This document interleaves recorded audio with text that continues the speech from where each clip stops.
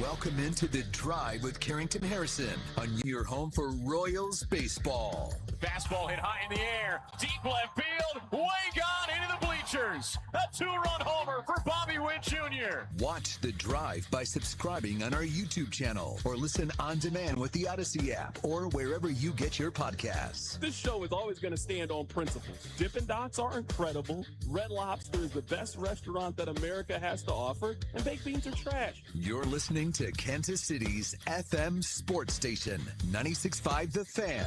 Here's C-Dot.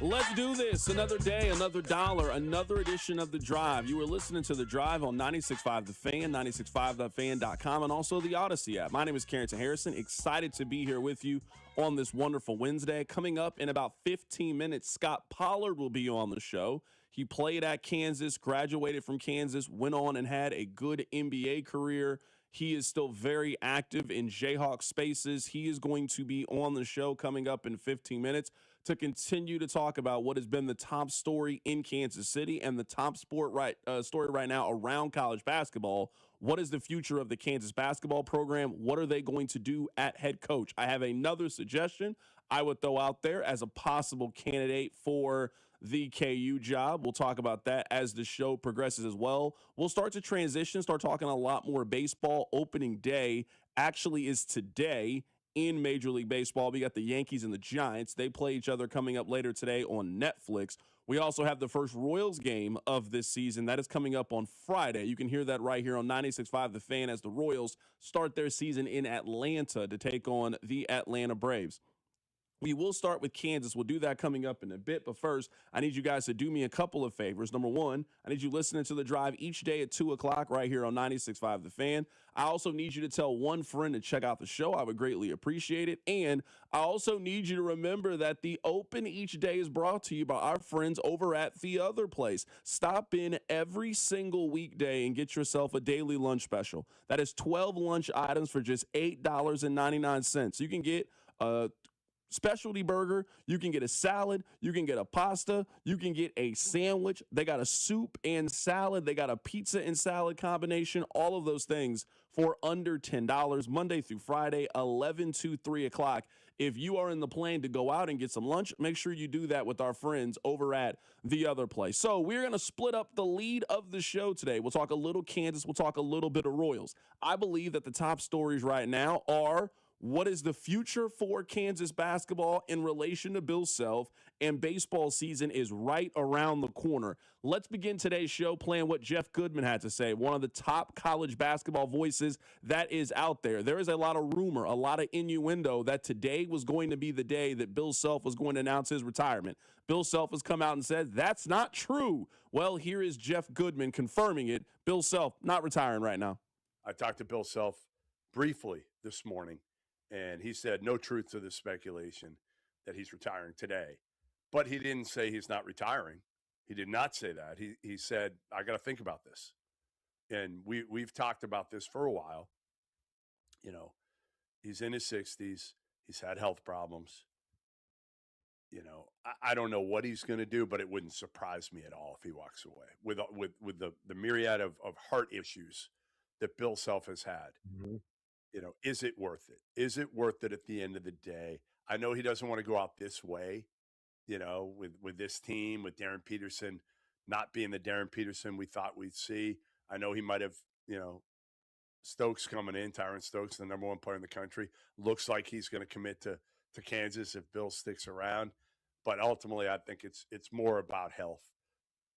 I do not believe that this is a basketball decision. I believe Bill is as sharp as any coach that is still out there. I also believe that Bill wants to continue to be the head coach at Kansas, but his health and how he is feeling on a day by day and how that continues to affect him as he has a very high level, high stress job, that is something that I can't answer to, that anyone can answer to. Only Bill and his family can answer that question. So I certainly understand our place in all of this with the speculation and should you come back? Are you going to come back? What's the future look like? there is a portion of this that is just very, very difficult to answer because it is 100% wrapped up into, is Bill healthy enough to continue to coach Kansas at the level that he has coached them at for the last 20-something years?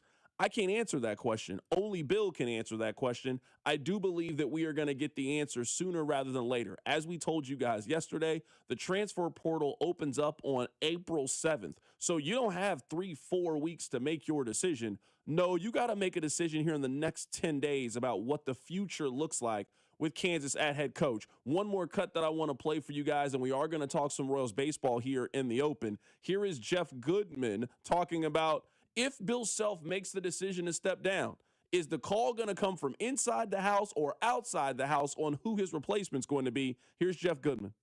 For a while, I thought it was a done deal. When they let Jock be the, basically the de facto interim coach when Bill would step away at any point over Jeremy Case, who had been there a while, I figured, yeah, it's going to be Jock Vaughn. That's why he was brought in, right? And if you're Jock Vaughn, you're only coming back to be that next guy.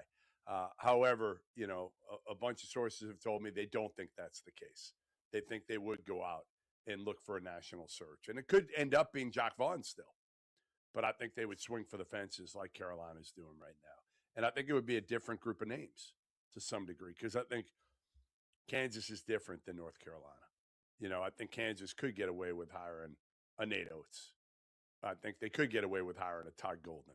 Those are guys. Now, again, are they going to pay the buyout? Probably not of Todd Golden. Oates drops down a little bit. And then you're going to have some of the same people in the mix.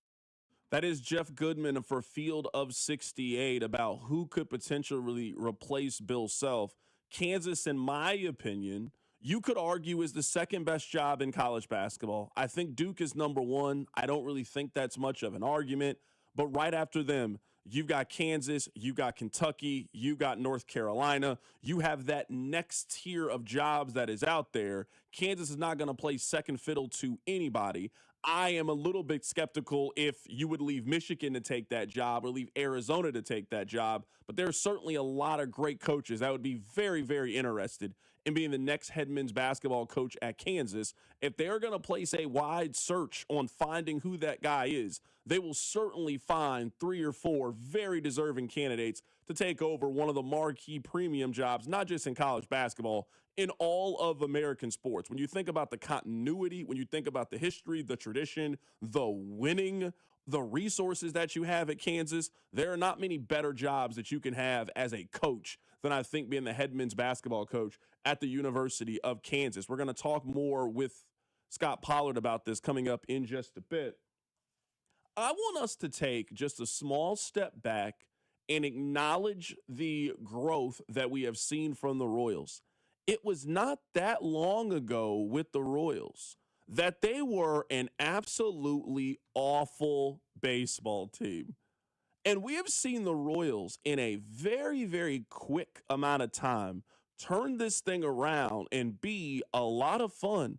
I mean, in just 4 years' time, the Royals went from 65 wins to 56 wins to 86 wins, winning a wild card series and making the playoffs, and last year having a winning record. If we go back and look at this thing, there are not a lot of portions in recent Royals history where they have had back-to-back winning seasons. As funny as it may sound, this is a little bit of a golden era in Royals baseball. They have done it. It took them a while, but they have come out on the other side now, and they have built a very viable, very competitive baseball team. So that is step one that I want to acknowledge with this franchise. Another thing that I think is worth acknowledging with this franchise is it is not just internal excitement about this team. It's external as well. Right now, the over-under in Vegas is 82.5. That means the odds makers, the bookmakers, Las Vegas, the money people are telling you they think the Royals are an over 500 team. For those of you that are my age, for those of you that are older than me, there have not been a lot of seasons coming into it where the expectation is this is a really good baseball team that has a chance to win their division. If you are looking at the history of the Royals. The Royals won the division back in 2015. The last time that the Royals won their division before 2015 was in 1985. That means they went all of the 90s and didn't win that division. They went all of the 2000s and didn't win their division. Them being in a legitimate conversation where you think that they can be the best team in the American League Central should be celebrated. Now, you got to go out and you got to accomplish it, and you got to put the months together, and you got to avoid the losing streaks, and guys have to continue what they've been doing. Guys have to take a step forward. You got to stay healthy. You got to be lucky. All of those things have to come together, but it feels good to go into the season with a tangible expectation of who we think the Royals should be. One of my frustrations over the years in talking about the Royals is all of their success always feels so abstract. Well, I want to see the young guys develop. Well, what does that mean? Do those guys need to make the all-star team? Are we talking about wins? Are we talking like when we say we want the young guys to get better? Right now, I think we all have a tangible expectation. It is a very simple pass or fail for me. Now, injuries could happen. Other things could end up derailing this. But the Royals seem very simple to me. It is a do you make the playoffs or do you not make the playoffs? And if the Royals make the playoffs, then this year is a success. If the Royals miss the playoffs, I am not going to take a lot of solace in the fact that, yeah, I mean, they were really bad in June or July, but look at how they turned things around in September, and they're heading into next season with optimism. They have the optimism right now. They have the ability to strike and capitalize on that optimism right now in Kansas City. I say this a lot of times in the NFL, and I think it applies across other sports as well. The Royals have taken one of the two hard steps that you need to take. Step one is being a team like Detroit was in the NFL, being a team like the Royals were in Major League Baseball, where you won 56 games in 2023, and now being a viable franchise. We saw the Lions go from basically never being good to being in the NFC Championship game, to being a team that can host playoff games. They went from the worst team to being a pretty good team that got everybody's respect. The Royals, I feel like, are in that same conversation. They went from being a pretty bad team in 2022 and 2023 to being a pretty good team that people are expecting to perform at a high level, that people are expecting them to finish over 500, that people believe can win their division, that people believe if the pieces fall in place, they can actually make noise. So it is going from being a bad team to a good team. The question now is, can the Royals get all of their talent to come together at the exact same time, and can they go from being a good team to a potentially great team? That's what the Royals did in 2013 to 2014. That is what the Royals continued into 2015. They went from an organization that for 6 consecutive years won more games than they did the year before. The Royals went from 65 to 67 to 71 to 72 to 86 to 89 to 95. It was a gradual building and building and building until eventually the Royals were able to be there and they were the last team standing. This team has a lot of comparable talent to what the Royals had in 2013, a very comparable lineup. They have more pitching, I believe, than what the Royals had in 2013 and 2014. But can this organization put it all together to really go on a magical September and October run? That remains to be seen as we are entering the baseball season. Coming up on the other side, we are going to be joined by Scott Pollard. He played at Kansas. We're going to get his thoughts on all of the smoke, all of the rumors surrounding the program, and if he thinks Bill Self is going to come back in 2026. That's all coming up. Keep it right here. So Drive. The Drive with Carrington Harrison on Kansas City's only FM sports station, 96.5 The Fan. What if you could have the most reliable Wi-Fi? And get this, what if you could keep it at the same price for 5 years? That's the Xfinity 5-year price guarantee. Just 5 years of fiber-powered Wi-Fi that boosts speeds to the devices that need them most. That finds and fixes problems before you even notice them. like super intelligent Wi-Fi with a sixth sense. And that keeps you gaming in the fast lane, even when the whole family's banking on bandwidth. And here's the best part. No annual contracts, no hidden fees, and our best equipment included. Plus, get online in minutes with same-day Wi-Fi. Hey, let's face it, a lot can change in 5 years. Kids grow taller, dreams grow bigger, but your Wi-Fi? It would stay reliable and the price would stay put. The Xfinity 5-year price guarantee. Lock in your price and unlock the possibilities. Xfinity, imagine that. Select plans only. Restrictions apply. Powered by fiber. Connected to the premises by coaxial cable. Actual speeds vary. Some things just go together, like peanut butter and jelly, or a Casey's spicy chicken sandwich and a 49-cent medium fountain drink, or a Casey's breakfast sandwich and a 49-cent fountain drink, or even Casey's limited time hot ham and Swiss sliders and a 49-cent fountain drink. You get the idea. It's not crazy. It's Casey's. See store for details. Steve here with Connolly Plumbing Solutions, your neighborhood plumber. Our March special is a toilet tune-up, which includes a new fill valve, flapper seal, and supply pipe for only $199. Yep, $199 is a steal compared to when we started the company or when I started plumbing back in '95. We understand some sticker shock. I can assure you that we are competitive. We show up and do what we say we will. So call Connolly at 913-768-7676 or visit ConnollyPlumbingSolutions.com to schedule. Hi, I'm Carter. And I'm Charlie. We'd like to share a quick story about a homeowner named Jack. Jack had a home he needed to sell fast. And Jack thought he had it all figured out. So Jack talked to multiple cash buyers. Jack chose the highest offer. But the day before closing, guess what? The buyer backed out. Leaving Jack with the moving truck all packed in the driveway and not sure what to do. Jack learned the hard way that the highest offer isn't always the right offer. Jack got suckered. Make sure you aren't hung out to dry. Call our dad at Rex Buys KC. Our dad is local, he knows Kansas City, and he actually closes deals. No repairs, no fees, no showings, no surprises. Just a fair cash offer and a smooth process. Now, don't be like Jack. Call 816-330-6000 or visit rexbuyskc.com. Rex Buys KC, helping people make smart choices one home at a time. There's nothing like the sound of Royals baseball. When the boys in blue take the field, loyal fans tune in, turn it up, and stay connected. And where do Kansas City's most passionate sports fans gather? Right here on 96.5 The Fan. Sports fans are loyal fans. They support the teams they love and the businesses that support their team. If you're ready to grow your business and connect with a dedicated, engaged audience, call 816-522-0444 or email greg.bergen@odyssey.com. That's greg.bergen@odyssey.com. Did you hear? Allstate car insurance now costs even less. So when you bundle with home, you can save even more.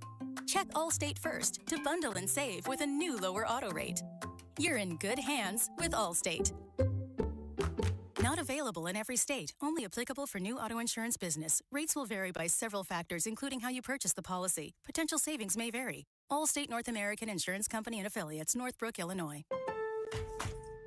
During Lowe's Pro Savings Days, the job works in your favor. My Lowe's Pro Rewards members buy more and save more on materials they rely on every day. Get up to 25% off select molding when you spend $1,000 or more, and up to 25% off Pergo Evercraft laminate flooring. Put Pro Savings Days to work for you. Members get more at Lowe's. Valid through 3/27. Selection varies by location. While supplies last. Loyalty program subject to terms and conditions. Visit the Pro Desk or Lowe's.com/terms for more details. Subject to change. The NFL offseason is here, but the action never stops. The draft is right around the corner, and Heed the Call NFL podcast with Dan Hanzus and Mark Sessler is your pro football destination. Prospects, team needs, and pick-by-pick coverage of draft weekend. Heed the Call covers all things NFL, and we have fun. No fake hot takes or boring data dumps here. Just entertaining football talk from your favorite buds at the bar. So come hang out with the Heed the Call heroes for football news, analysis, and mirth. All the mirth. Follow and listen to the Heed the Call NFL podcast wherever you get your podcasts. You're listening to 96.5 The Fan from the DM Injury Law Studios. Mike's got this. Car, truck, or motorcycle wreck? Remember, Mike's got this. 816-888-7500. Mike's got this. Follow the station on Instagram at TheFan965 for giveaways and behind-the-scenes content. We are happy right now to be joined by one of the more beloved Kansas Jayhawks of the last 30 years. He was the 19th overall pick in the 1997 NBA draft. Scott Pollard joins us on the show today. Scott, really happy to have you on today.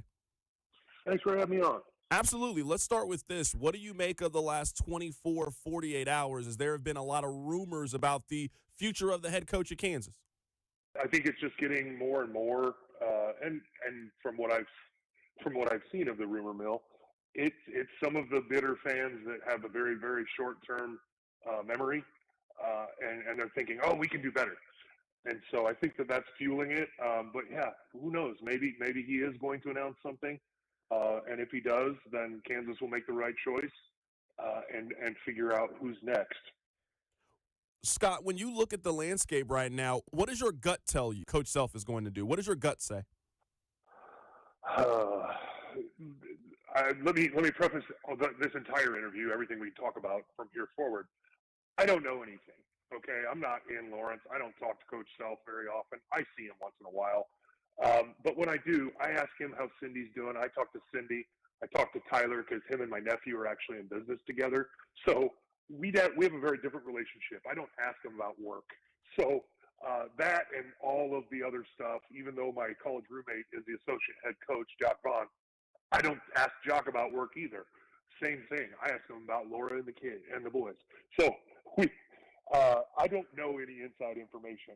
What I will tell you is, if I was Bill Self, having been through what I've been through, and knowing what I do know, which is what everybody in the public knows about his health issues, I'd retire. Because I have a long life to live without the stress, without the travel, without the recruiting, without all of that part, and I've got a pile of money to sit on and enjoy my years with Cindy that I have left. But that's me. That's how I live my life. I retired at 33 from the job that I love more than anything in the world because my body forced me to. And so I'm sitting here saying, you know what, if you've got the money and you can spend more time with your family, you've got grandkids, I'm sitting there going, why wouldn't you do that? But that's me. I'm not Bill Self. I'm not a guy that has dedicated my entire life, more than my 3 decades of basketball playing, more than that, to coaching and being one of the greatest head coaches in the history of the game on any level, let alone number 8 at the Honorable University of Kansas program. And there's only 4 or 5, maybe 6 programs in the whole country, and Kansas is one of them. And so when you can sit there and say that, then it's like, okay, well, you factor in all of that, maybe he's not done. Maybe he's sitting here going, you know what, I would rather coach until I can't physically do it anymore, by meaning there's a more serious health issue than has already happened. Again, this is all conjecture. I don't know. I'm just saying, if it was me, if I was in Bill Self's position, I'd retire, but I'm not. He has something to prove. And if I know Bill, he's sitting there looking at himself in the mirror going, I got more in me. And I want to get one more national championship. I want to get one more year, maybe 2, maybe 10. Maybe he wants to coach until he's 70 or until someone takes him home. Right now, we're talking to Scott Pollard about the future of Kansas basketball and what could potentially happen with Coach Self. Scott, do you think that the possible replacement is either going to come from in-house, there's a couple of candidates, or do you think it's going to come from outside the Jayhawk family? Again, I don't know anything, all right? When I talk to everyone that I know at Kansas, we talk about our families. I don't ask about business because I know that they know that I talk about pretty much anything publicly. I'm on social media a lot. So I intentionally don't ask anybody any questions that they don't want to have be public because I don't hide anything. So I will say this. My opinion is the next head coach is Jock Vaughn. And the reason why I say that is because I know Jock. We were roommates all 4 years, best man at each other's weddings. I can't imagine Jock Vaughn taking the job last year when he could have been – he's only been a head coach in the NBA. And he had other offers. He wanted to stay in Brooklyn and let his boys graduate high school there, which he did. And his wife's from Lawrence.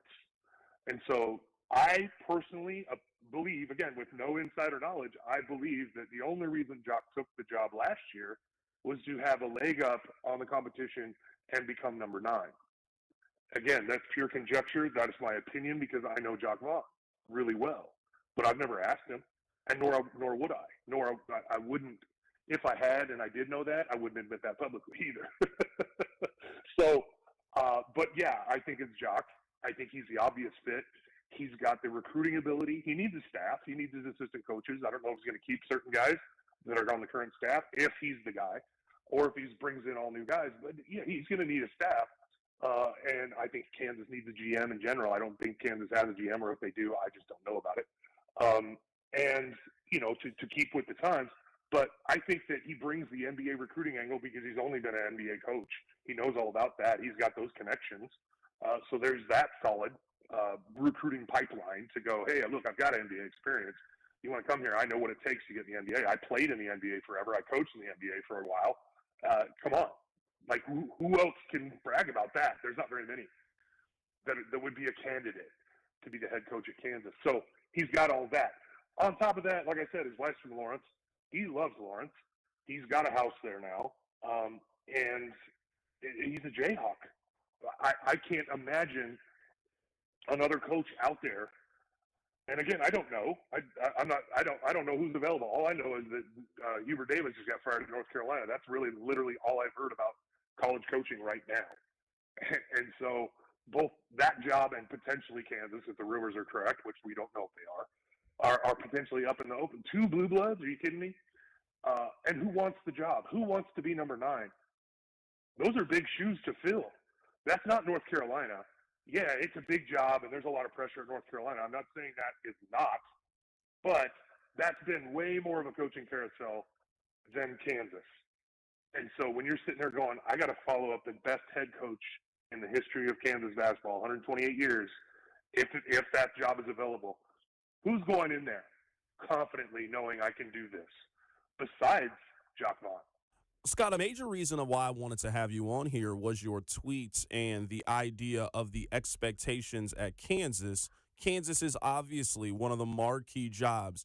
Do you think that could potentially scare off some of the candidates where, let's just take Bill Self's last 4 years after the championship. If you have Kansas's last 4 years, if you're a newcomer, the public is asking for you to be fired and to go get somebody else. The expectations at KU are as high as they could possibly be at any organization. Could you see that potentially scaring off a Dusty May, that scaring off a Tommy Lloyd at Arizona? Absolutely. That's literally what I was just saying. Like, who wants that job? Who thinks, yeah, I can do better than Bill Self? No one. No one can confidently coach at a university right now. I don't care if you win the championship this year, not you either. Whoever it is, they're not sitting there going, yeah, I can do better than Bill Self. No cogent person, no cogent thinking person that is not absolutely insane in their ego is going to think, yeah, I'm going to go to Kansas and do better than Bill Self. I don't care about the last 4 years. I care about all of it. And being number 9 is a big deal at Kansas. It's not just taking the next job at Arizona. It's not just taking the next job at Iowa State or Nebraska, whatever. Name a team. It's not just being the next coach at North Carolina even. Look at Mark Pope at Kentucky. Dude's doing great, and he's on fire. He's under heat because Kentucky fans have similar expectations of winning a national championship every year. That's awesome. That is incredible. But it's incredibly spoiled of our fans because we expect greatness year in and year out because it's all we know.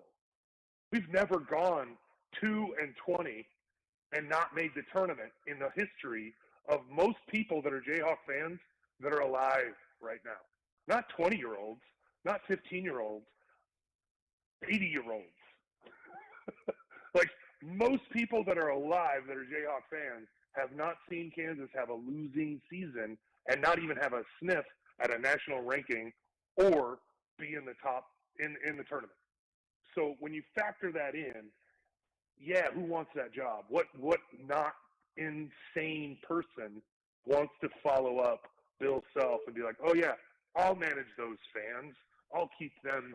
They're their egos in check. I will impress them with my coaching pedigree and my ability to be better than Bill Self. Yes, it absolutely will push people away because that is a huge pressure job. You're not going to be the 30th coach in the history of Kansas basketball. You're the 9th. We're not even in double digits in 128 years.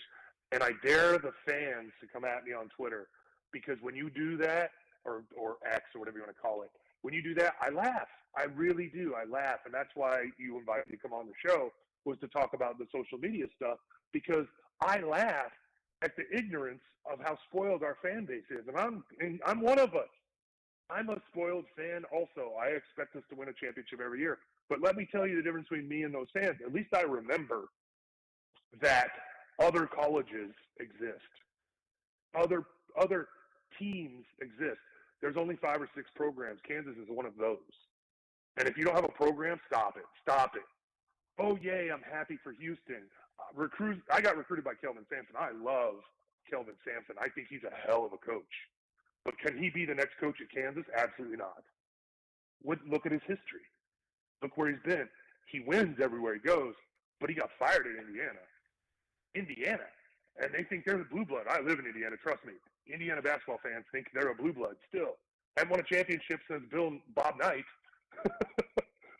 Basically, they had one coach. In my opinion, Indiana is not a blue blood. They had one coach, won some championships, and they still, Indiana Hoosiers fans, again, I'm surrounded by them. They're like, oh, yeah, we're a blue blood. I'm like, what? You had one coach. But there is absolutely no sane person, no real fan that has any kind of perspective that's going to sit here and say to themselves, yes, we can do better than Bill Self. Because you thinking that makes you an insane person. It makes you a moron. It makes you have no perspective at all. Go be a fan of Missouri. Go be a fan of Kansas State. I promise you, any of them, any school, period, would be like, Bill Self's available, we'll take him. 100% we'll take him. Because it's better than what we got. And that's true of every single college in the country. That is Scott Pollard joining us on the show today. He played at Kansas. He also was the 19th overall pick in the 1997 draft, getting his thoughts on what the potential future for the Kansas Jayhawks looks like. Scott, we'll catch up with you down the line once we know Coach Self's decision. All right. Thanks, man.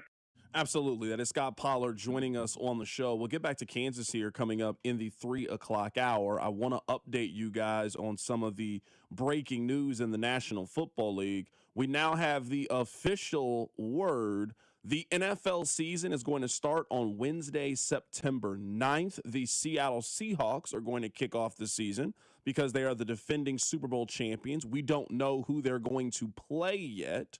Kansas City is on the schedule for a road game in Seattle. Not sure if they would send Kansas City on the road week 1 to Seattle. They certainly could. But Seattle week 1 on a Wednesday, September 9th. That will be the first game of the season. You might be wondering why that game is not on a Thursday. That is because San Francisco and Los Angeles, they are going to play that Thursday, September 10th. They are going to host that game in Australia. There's a 17-hour time difference, so that game will take place Friday 10:30 in the morning in Australia. So it is now official. The first game of the NFL season is going to be between Seattle and unknown opponent. That will be on a Wednesday. That will be on NBC. And they have not announced the television network yet, but I'd have to imagine that is a streaming game on Thursday between San Francisco and Los Angeles. That game will take place in Australia. It will kick off 7:30 here local time, 7:30 Central, 8:30 for those on the East Coast. It will be, because of the time difference, at 10:30 in the morning in Australia. The NFL, Rob, going even more global than we thought they could. Oh my goodness, the NFL just really doesn't care, do they? They're gonna keep doing what they do to get the television ratings. They're having people play at 10:30 a.m. local time in Melbourne, Australia, just so they can get it on in prime time on Thursday night. They're having what has been a tradition now for 15, 20 years, the Super Bowl champ getting the Thursday night game now on a Wednesday night. By the way, 5:40 Pacific time in Seattle, so if it was in Kansas City, we wouldn't have been off the air yet on a Wednesday. This is peak Goodell and peak NFL work, my friend. I'm actually not going to be that mad at the time in Seattle. I mean, when can you ever get a night game then if you're a team on the West Coast? You have to start at that time. You can't get Monday Night Football at its regular time. You can't get Thursday Night Football or Sunday Night Football. So I understand how it looks in 5 o'clock local time. That's just a product of where you guys are. So that to me is a different conversation than putting the game in Australia. But you guys won the championship. You get the first game. We all know what time Thursday Night Football starts. It starts at 7:30 Central, starts at 8:30. When you're on the West Coast, you just kind of got to adjust. You got to be used to that if you live out in Seattle. I don't think that's the NFL's fault. I do think the fact they're moving to the problem is, to me, it's a Wednesday. For sure. Like, it's not just the 5:40. It's that if you're Joe Schmo, a Seattle fan, this is where I think the fans are getting screwed. Maybe you take off a Friday. I'm going to the game. It's 5 o'clock on a Thursday. They're raising a banner. Da-da-da-da. You're not taking Thursday and Friday off. So now you get a midweek tilt to watch the team raise the banner, and then you have 10, 11 days for your next game. That's silly to me. But we have to make sure that we protect that game, because now we have a game at 10:30 Australia time, which is 8:30 Eastern time, 7:30 Central time, from a place 17 hours ahead. But hey, man, we got to keep conquering international markets, so we got to do what we got to do. Well, I'm here to tell you that it doesn't really matter, because we're going to watch it. Like, I know you and I are going to complain, and I think there is a lot to complain about. But ultimately, what does it matter? If that game's on a streamer, I hope it does poorly. The Thursday game is absolutely going to be on a streamer. I agree. I mean, that's the same Black Friday or the Friday in the fall game they've given us. Remember Chiefs last and year when the Chargers, Chiefs played the Chiefs and Chargers game when it happened in Brazil? A couple of years ago when the Eagles played the Packers, I believe that was the matchup.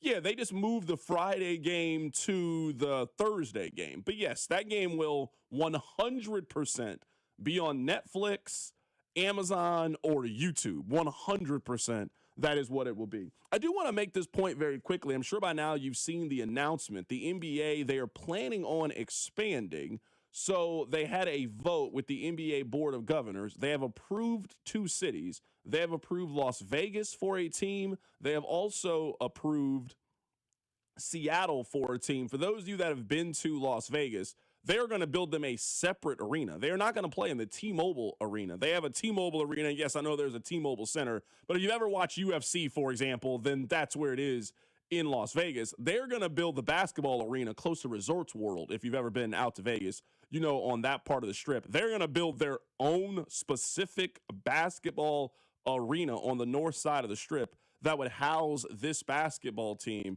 They're talking about a crazy number to be able to buy in, somewhere in the number between $7 to $10 billion. So for 2 teams, adding $20 billion into the sport, that then gets divvied up among the rest of the owners. You're going to have yourself a nice little cash windfall on the backs of NBA expansion. We don't got to talk about the merits of NBA expansion, but I do want to talk about this. There's been no greater lie that we have ever been told as Kansas City residents other than if you build the Sprint Center, you will get an anchor tenant. Remember that time? Remember that time where it was obvious that, you know, Kemper Arena had gotten kind of old and we needed something a little bit new? And they wanted to raise taxes. They wanted to pay for that thing. And I get it. Somebody's got to pay for this building to go up. Oh, well, if you build this, then you'll get the Orlando Magic. Oh, if you build this, you'll get the Pittsburgh Penguin. Oh, if you build this, you'll get an expansion NBA team. Adam Silver has never mentioned the word Kansas City. He's never been to Kansas City before. Not once. He's never been to Jack Stack. Never been to Gates. He's never been to Union Station. The greatest lie we've ever been told is that one day we were going to get an anchor tenant. The Sprint Center was built to make more money for AEG off concerts, and it was also built to house the Big 12 tournament every year, which is great. We get a majority of the big shows. It's been great for the Big 12, Power and Light, a welcome addition to the city. Fine. But boy, that's not what they sold us when they started laying the foundation for the Sprint Center. No, when they started laying that foundation, they told me I could go watch NBA basketball. Well, they're going to be doing that in Seattle coming up in the next 3 years. They're also going to have their own team in Las Vegas. Man, it is funny how we have seen the perception of Las Vegas change in sports in basically 15 years. No, we will not do anything related to gambling. No, we don't want to be in Las Vegas. All of the major sports are going to be there by the end of the decade. Oh, how things turn. Binkley is going to join us in studio coming up at the top of the hour as we start to look ahead to the NFL draft. Keep it right here. It's The Drive on 96.5 The Fan. The Drive with Carrington Harrison on your home for Kansas City sports. 96.5 The Fan. Sex, intimacy, love. These three things are critical to a good relationship, and that's the problem with erectile dysfunction. It often destroys sexual enjoyment and intimacy. It stresses the love between partners, often to the breaking point. This is Jeff for Heartland Men's Health, and if you're suffering with ED, you likely know exactly what I'm talking about. But I also want you to know that ED doesn't have to impact your relationship anymore. At Heartland Men's Health, we're ED experts, with our focus on men's sexual health. We've treated tens of thousands of men and have treatments that are effective in well over 90% of cases. I promise you, if you're like most guys, you can get your sex life back, perhaps even performing like you haven't in years. So if ED is affecting you, it's time to get back to better sex, better intimacy, and deeper love. Call us. Just $99 gets you blood work, a medical consult, and if medically advised, a test dose. And if that test dose doesn't work in the office, your visit is free. Call 844-447-6600 or go to heartlandmenshealth.com. This is Kevin Harlan, and if I sound a little tired, it's because it's Ford Truck Month at Rob's Side Ford. You and me both, Kevin. It's been nonstop. Well, Rob, remind me again why. Because Rob's Site Ford is offering brand new F-150s up to $16,500 off, 0% financing for 60 months, and 0 payments for 90 days. Yes, that'll do it. And that's just the F-150s. We've got the best deals of the year on Super Duty, Ranger, and Maverick. Okay, so let me get this straight, Rob. Massive savings, strong financing, no payments for 3 months, and people are showing up? It's nonstop. Funny how that works. Turns out, when you've got the inventory, the price, and the experience, people notice. Especially when you're Kansas City's #1 top-rated Ford dealer on Google. 4.8 stars and over 3,000 reviews. And Kansas City's top volume F-150 dealer. No wonder you're tired. It's Ford Truck Month at Rob's Side Ford, 135th and State Line, or robsite.com. But don't wait. These offers end soon. This baseball season, FanDuel is letting you choose your own reward for opening week. Betting customizations that transform how you experience the game. Make your choice, and the reward will be ready for you on your next MLB bet. FanDuel is the home of home runs. Now that you can choose your reward for opening week, baseball just got more exciting. For myself, personally, I'm looking at opening day. Cole Reagans is healthy, so I love a nice strikeout bet with Cole. And looking at the Royals' home opener, fences are in, the Twins have no pitching, and Jack Kagleon has a chance to grab the city. Give me an anytime home run for him on that day. So, ready to play your game? Head to FanDuel.com/local to choose your reward for MLB's opening week. FanDuel, an official partner of the MLB, and FanDuel Sportsbook is the official sportsbook of 96.5 The Fan. 21 and present in Missouri. Opt-in required. Rewards are non-withdrawable. Restrictions apply, including bonus and token expiration, leg requirements, and max wager amount. See terms at sportsbook.fanduel.com. Gambling problem? Call 1-800-GAMBLER. Indeed presents hires you can't afford to get wrong, like a warehouse operations manager. Where are the forklifts? Sold them. Too expensive. We're using scooters now. So you expect us to move a 2-ton pallet on a scooter? Just lean into it. Put your back into it, people. This is your job for sponsored jobs. This is what happens when you don't sponsor your job on Indeed. Next time, get matched with quality candidates with Indeed sponsored jobs. Visit Indeed.com/hire now and sponsor your job today. It's about time delivery worked on your schedule. Same day, next day, or scheduled in advance. However you plan it, the Home Depot delivers the whole job. From drywall to doors, plumbing to paint, we'll get it there when you need it. Because on the job site, timing is everything. You order, we deliver. It's that easy. The Home Depot Pro. It's about time. T-Mobile has an exclusive bundle for customers 55 and up. I'm Sarah Bowl. Yeah, I'm Frank Bowl. A reliable network is key for us. And with T-Mobile, it's been wonderful. And going to the 55-plus plan saved us so much money. A lot. And that's important. Trying to keep costs down. The home internet's been perfect. It's fast, it's quick. The setup was so easy, it took less than 15 minutes. It was like, ta-da!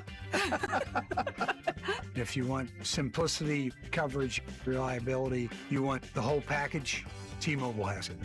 Right now, T-Mobile customers 55 and up can get 2 phone lines on America's best network, plus America's fastest 5G home internet for just $30 each. $30 per month each line with autopay plus taxes and fees. Minimum age 55. Pricing for home internet rely on 2 lines of essentials. Choice 55. $35 connection charge per line required. Best mobile network and fastest 5G home internet based on analysis by Ookla of Speed Test Intelligence data 2H 2025. All rights reserved. This afternoon, expect sunny skies with a high of 87. Weather brought to you by Staples. From posters and presentations to labels and loyalty cards, Staples has all the print to boost your brand. Shop now in-store and online. Staples. That was easy.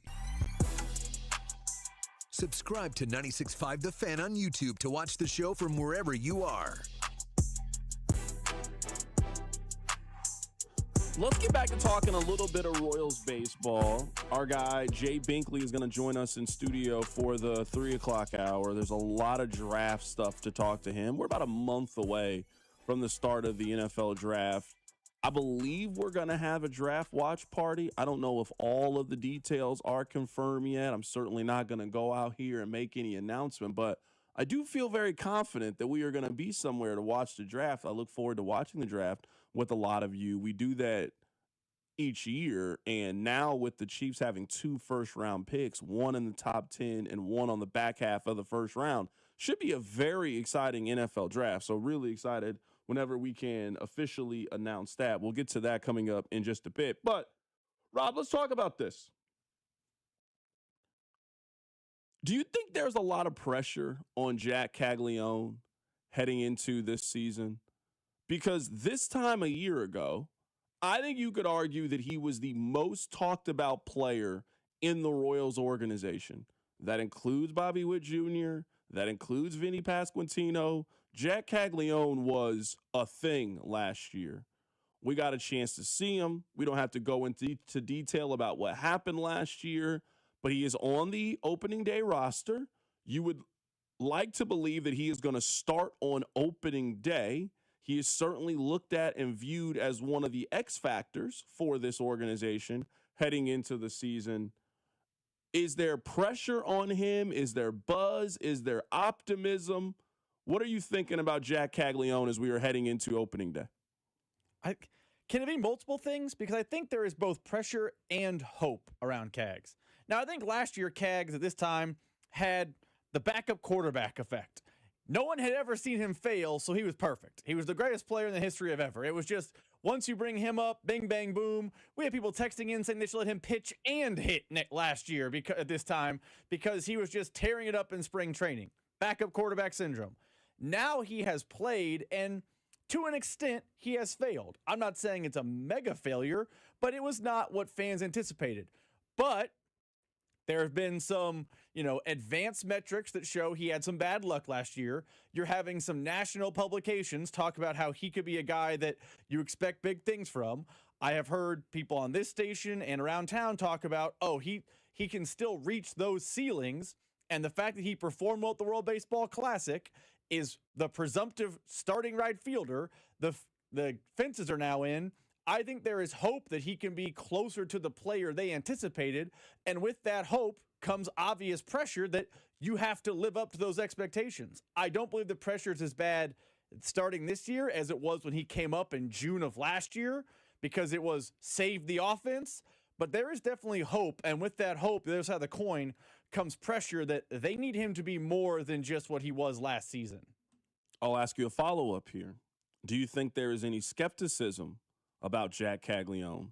That was not the tone last year about Jack Kagleon. You remember, we were having people on. They were comparing him to Pete Alonso. We had people say that the only players with more pure power than him. I could find the clip. It was from J.J. Cooper. Said the only 2 players in baseball with more power than him are Aaron Judge and Shohei. Optimism was through the roof last year. Do you think there is any skepticism heading into this season about Jack Kagleon? Yes. I think there is a lot of skepticism about Kagleon because they have now seen him fail. He did not come up, and he was not Roman Anthony last year. I know they're different types of players, but Roman Anthony came up, and Red Sox fans are fired up.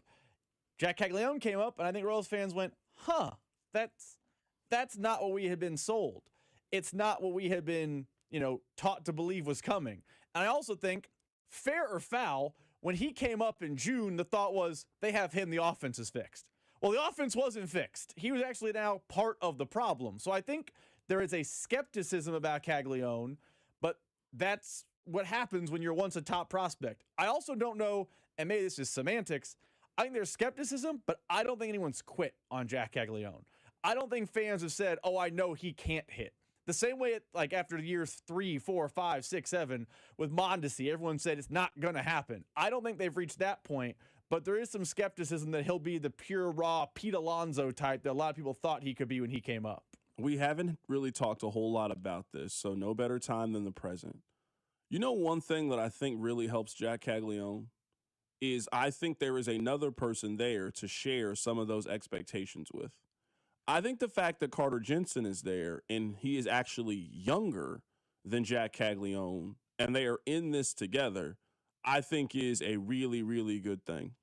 I think there is optimism about both of them. One of them is the local product from Kansas City, graduated from Park Hill. If Carter Jensen gets off to a good start or has a good season, it will be very noticeable, I think, in the stands. You will see his family there. You will see people that grew up with him. If Carter Jensen has success, he will be one of the more popular players on the team, just given his roots. Kind of same thing with Noah Cameron being from the area. I think the fact that those guys are there and can take some of the pressure off Jack Kagleon, I think one of the issues, and I think issues is light, is the feeling is that Jack Kagleon, day one, was going to step in here, be the difference for the Royals, and they were going to make the playoffs because they added him. I don't think that's how anybody is approaching it this year with Jack Kagleon. So I think just by proxy, he is coming into 2026 with far less pressure than he did last year. He was as hot of a prospect that I can remember. He was basically the baseball Darren Peterson last year. The same hope and expectation, the way we were talking about Darren Peterson heading into basketball season, that's how we were talking about Jack Kagleon last year around this time. Hey, when this guy gets up, he's going to hit the ground running. I think getting that slice of humble pie, as our guy Hud likes to say, and now heading into this year, I'm not even sure if he's one of their top 2 young guys heading into this season. With the way that Noah Cameron pitched last year and Carter Jensen this year, who didn't struggle from day one. And Carter Jensen was really good last year for the Royals in his very, very limited sample. I mean, he played in 20-something games last year. He hit 300, had 3 home runs and 13 RBIs. He had success immediately where Cags drowned a little bit immediately. I think that you can spread out some of that pressure. Ultimately, I think is going to be really good for him heading into the season. I agree with all of that. But why I think there's still pressure on Cags is if he struggles, the Royals have a backup plan.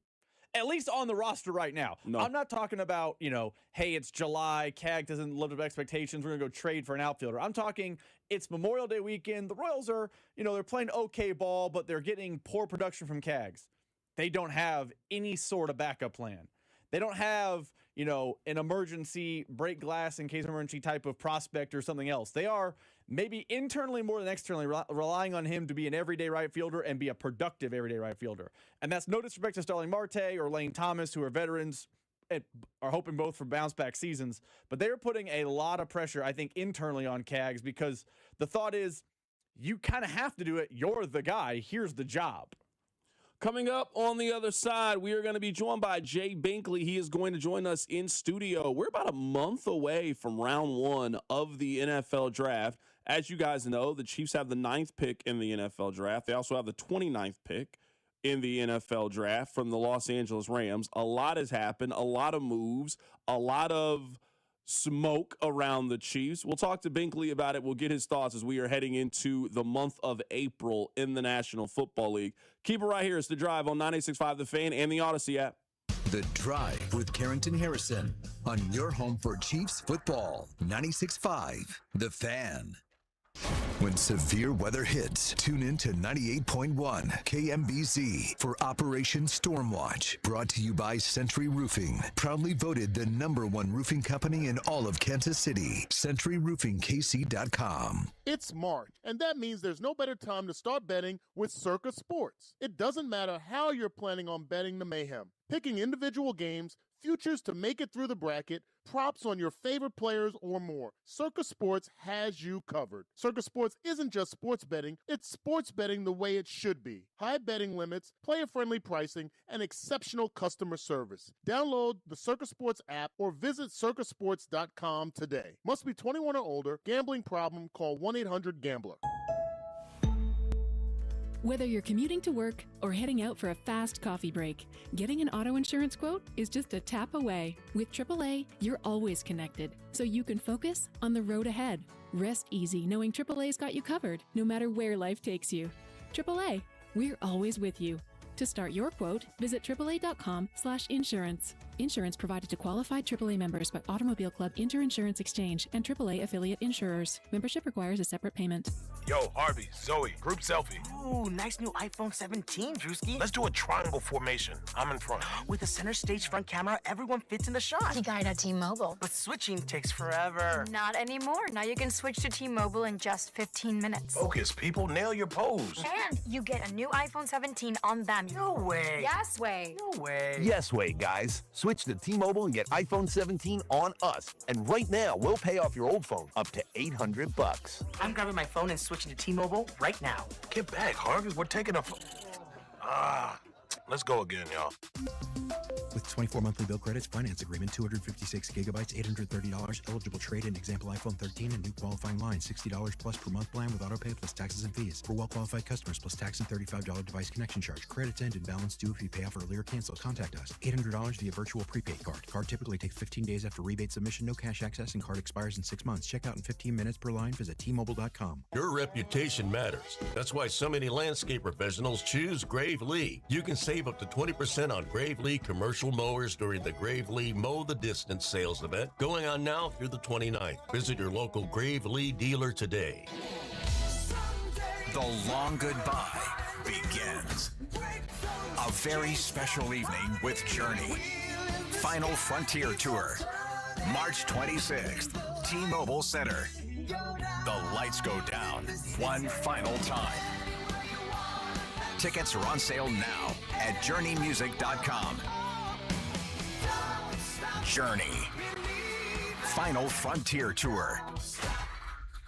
Feeling the heat? Don't sweat it. Turn to Comfort Systems Heating and Cooling. With temperatures rising, now's the time to make sure your AC is ready to keep you cool. Whether it's your home or your business, Comfort Systems services both residential and commercial systems across the Kansas City area. Call today for a fast tune-up, repair, or a system upgrade so you can stay cool all summer long. Family owned and operated since 1990. Comforting people is what we do. Comfort Systems is right for you. MyComfortSystems.com. There's nothing like the sound of Royals baseball. When the boys in blue take the field, loyal fans tune in, turn it up, and stay connected. And where do Kansas City's most passionate sports fans gather? Right here on 96.5 The Fan. Sports fans are loyal fans. They support the teams they love and the businesses that support their team. If you're ready to grow your business and connect with a dedicated, engaged audience, call 816-522-0444 or email greg.bergen@odyssey.com. That's greg.bergen at odyssey.com.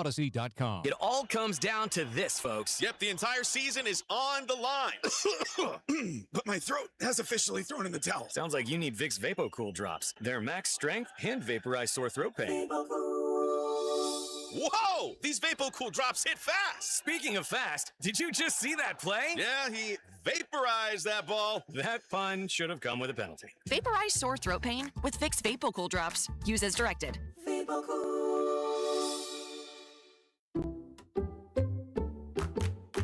Did you hear? Allstate car insurance now costs even less. So when you bundle with home, you can save even more.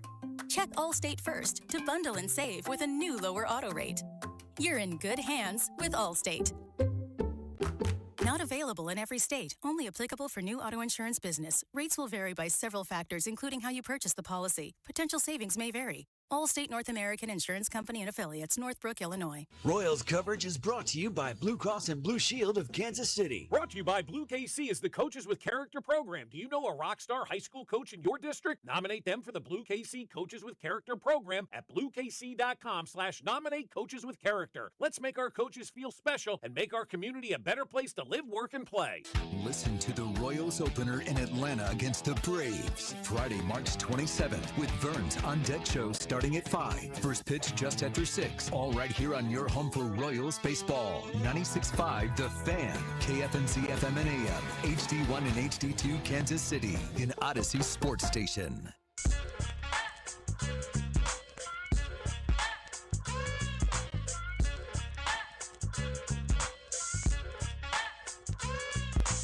We are happy to be joined in studio by dear friend of the show, Jay Binkley. He is the host of the Character Concerns podcast, breaking down the NFL draft. And there's certainly a lot to get his opinion on. But you know what I try to do with our guests? I try to talk about the things that are important to them. I try to talk about the things that matter to them, because ultimately, I want you to be the best version of yourself. You came in here red hot today about this 999 challenge. Oh, yeah. So for those of you that don't know, the Royals are offering something kind of cool. They're offering 9 little mini hot dogs. They're offering 9 flights of beer. You get a nice little cool packaging for it, $50. Binkley comes in here and says, that's not real. That's not real. What's your beef? What's your issue with the Royals 999 challenge you can get starting next Monday at Kauffman Stadium? Well, there's 6 teams doing it. And I know that it's like 54 and some place like $60. But the thing is, if you buy the box, because they're all showing these, big fancy boxes with all the dogs, they're mini hot dogs. And not only that, some stadiums, there's a writer out there in California that went and looked at what San Francisco, the Giants, are doing. And some other teams are doing it too. I wouldn't be surprised if it's not all of them, but it's a tall boy. And so you're supposed to pour the beer out. Well, that's not a full beer. That's only 2 beers there. And if it's only 4 ounces, because that's what it looks like it is, that's only 3 beers. So 3 beers, 9 mini hot dogs.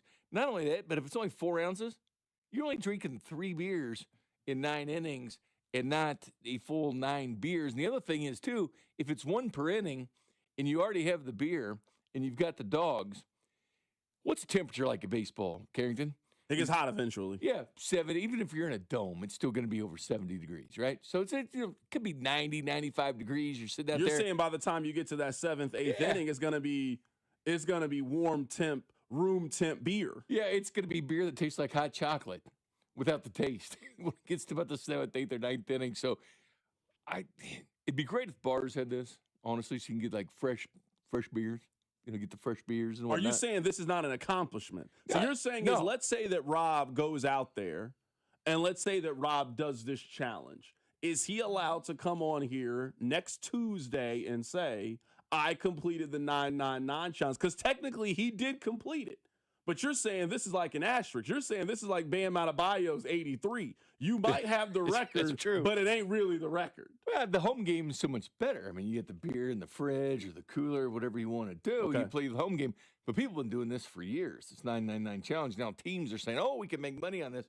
Well, we have a fancy little box and give them some cool little cups that are essentially little shot glasses or pea glasses, and you can, and with the team's logo on it, and you pour your own beer. Well, come on, man.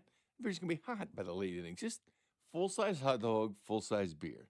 And I was shocked to find out that Joey Chestnut collaborated on this with Major League Baseball, because he would laugh at this. Well, I'm assuming they're paying, and I don't know. I'm sure, but I don't know if Joey but Chestnut he would laugh can be, at this. I don't know if Joey Chestnut could be turning down off-season sponsors. You know Dude what I mean? can eat 76 full-size one and dip the buns in water. These little snack-sized hot dogs, Joey'd be done with like a minute and a half. He'd be done in the first inning. Text line 913-586-7965. If you complete the Kauffman Stadium 999 challenge, are you able to say that you did this legitimately? Nope. Are you able to put your picture up on the wall like this is a restaurant? Can you walk around with the badge of honor saying that I did this, I accomplished it? Because I'm telling you, if I did this, I would walk around the streets of Kansas City and I would claim I did the 999 Carrington, challenge. it's 2 to 3 beers tops and 9 mini hot dogs, man. I mean, come on. It's not real, man. We laugh at that. You see that, and you're like, come on, man. But if you had the real one, I talked to Nathan did the after hours with me last night. You know Nathan. Yeah. He comes in here for Rob all the time. He's done the real one. Like, he played the home game. He went out there and he wanted to do it. He didn't recommend it because he didn't make him feel so good afterwards. But Nathan has done it. I've done it. I mean, this is part of these things that you play the home game. 913-586-7965. Let us know if you are counting this as an actual completion of the 999 challenge. Bink, there is a lot of things to get your opinion on. The biggest question that I have right now with the Chiefs, I believe we'll get the answer at some point for sure. But the biggest question that I have right now is, where is the pass rush coming from?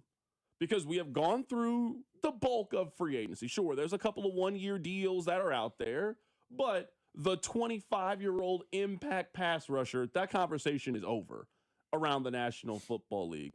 If you had to guess today, where do you think the pass rush for the Chiefs is coming from in 2026? I think could be earmarked at 29 and or 40, and that's not necessarily a bad thing. There's a lot of good edge rushers at the end of the first round. I like this huge, clear separation that you see from the front of the draft to the end of the draft that we've seen in other years. But there's going to be other ways too, and I think people are forgetting about it. I saw was it Underdog Sports or one of them put out the Chiefs' possible defensive line for next year, and I have seen several of these, but I've not seen Omar Norman-Lott. It's like people are forgetting about that dude. He was drafted in the second round, and he was drafted for a reason. Omar Norman-Lott led college football in pass rush win rate from the interior. The Chiefs tried to put too much weight on him, and he doesn't play at 315. He plays, a lot smaller, 293 and 295. The Chiefs tried to put too much weight on him, make him a nose, and that's not what he is. It's three technique or move him on out, but he'll be back, and he'll be fresh. So that's, a second-round pick from last year that is part of the equation. Not saying that's the answer, but I think in the manufacture sacks, because remember in Super Bowl 57 and 58, they actually were number 2 in the NFL in sacks. But if you think back to those years, that Eagles Super Bowl and then the Niners, they didn't really have a dominant pass rusher. Sure, Chris Jones had a couple of nice seasons there, but Karlaftis wasn't lighting the world on fire. He wasn't getting 15 sacks a year. They were manufacturing it with safety blitzes, corner blitzes, even some inside linebacker stunts with Nick Bolton. Leo Chanel would get a few here and there in the outside linebacker position, not necessarily a pass rusher, more of a run stuffer, but they were manufacturing a pass rush. Could this year be a year where they too go out and manufacture a pass rush?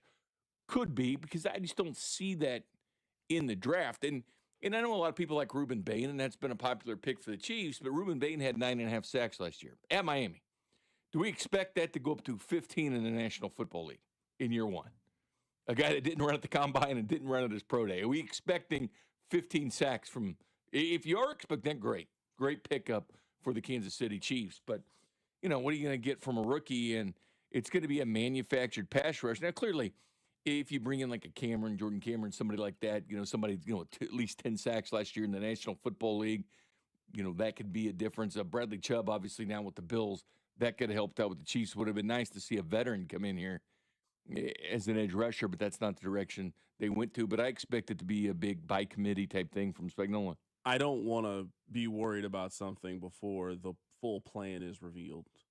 But if the Chiefs' plan is complete inexperience when it comes to pass rush, I don't love that plan going into the year. If you were telling me that the plan is Ashton Gillotte, who I thought really started to show some promise in the second half of the season, but I don't really know what to do with the end of the season with the Chiefs because they were completely out of it at that point of the year. If their plan is Omar Norman-Lott, who just didn't really get on the field yesterday, coming back from an injury, and whomever the draft pick is going to be, whether it's 9, 29, 49, whatever it's going to be, we're talking about just 3 very inexperienced players. I think that's a plan. Now, Rob hates this idea. I like this idea. I want them to go get Cam Jordan. I want this organization to go get a 1-year proven pass rush. I'm with you on that one. This is not the long-term plan. Of course not. No one's saying this. But what they need right now is time when it comes to those young pass rushers.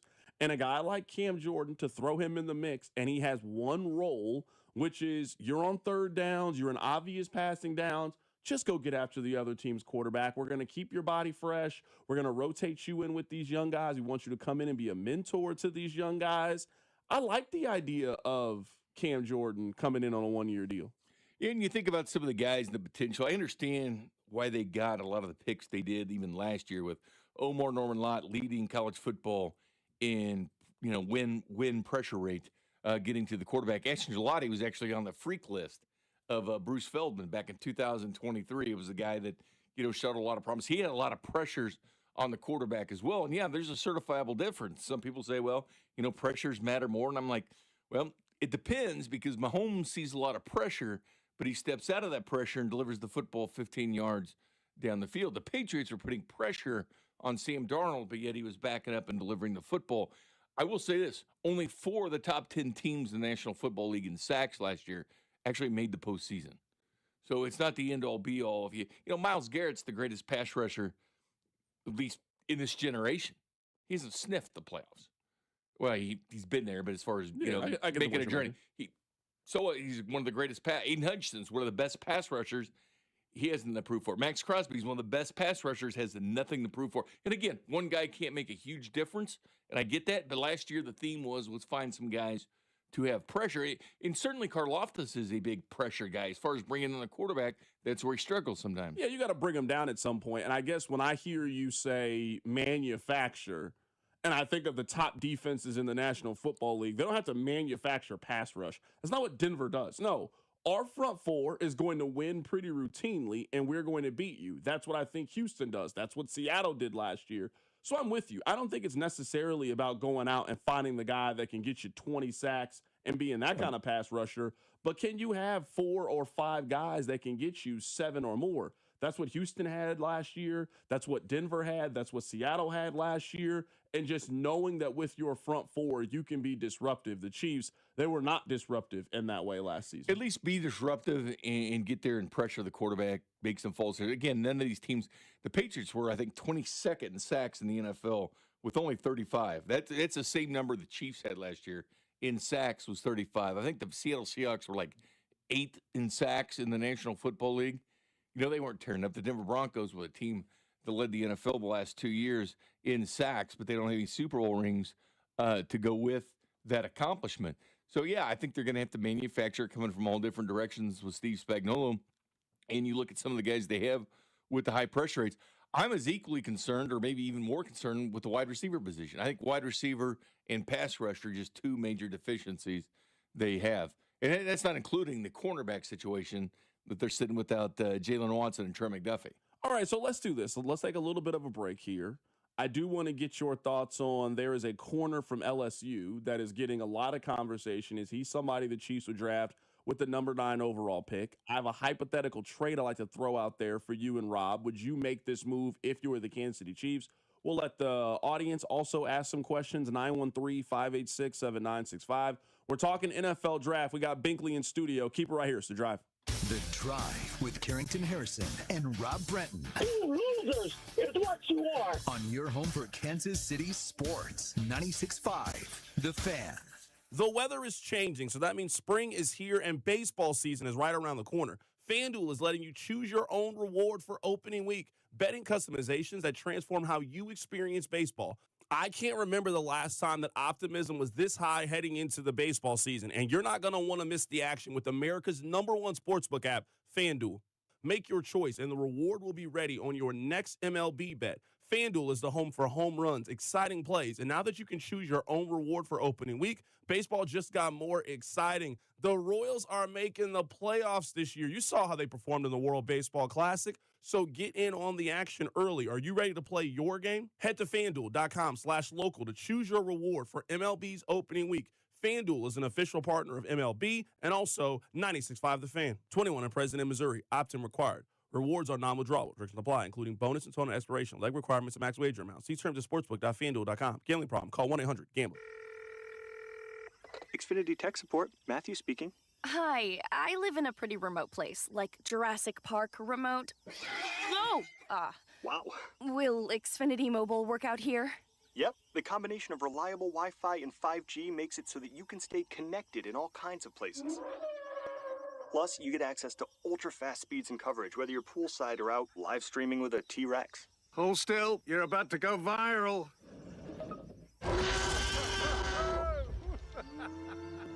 Welcome to a new era of Wi-Fi boosted mobile. Cut your mobile bill in half with 2 lines of unlimited.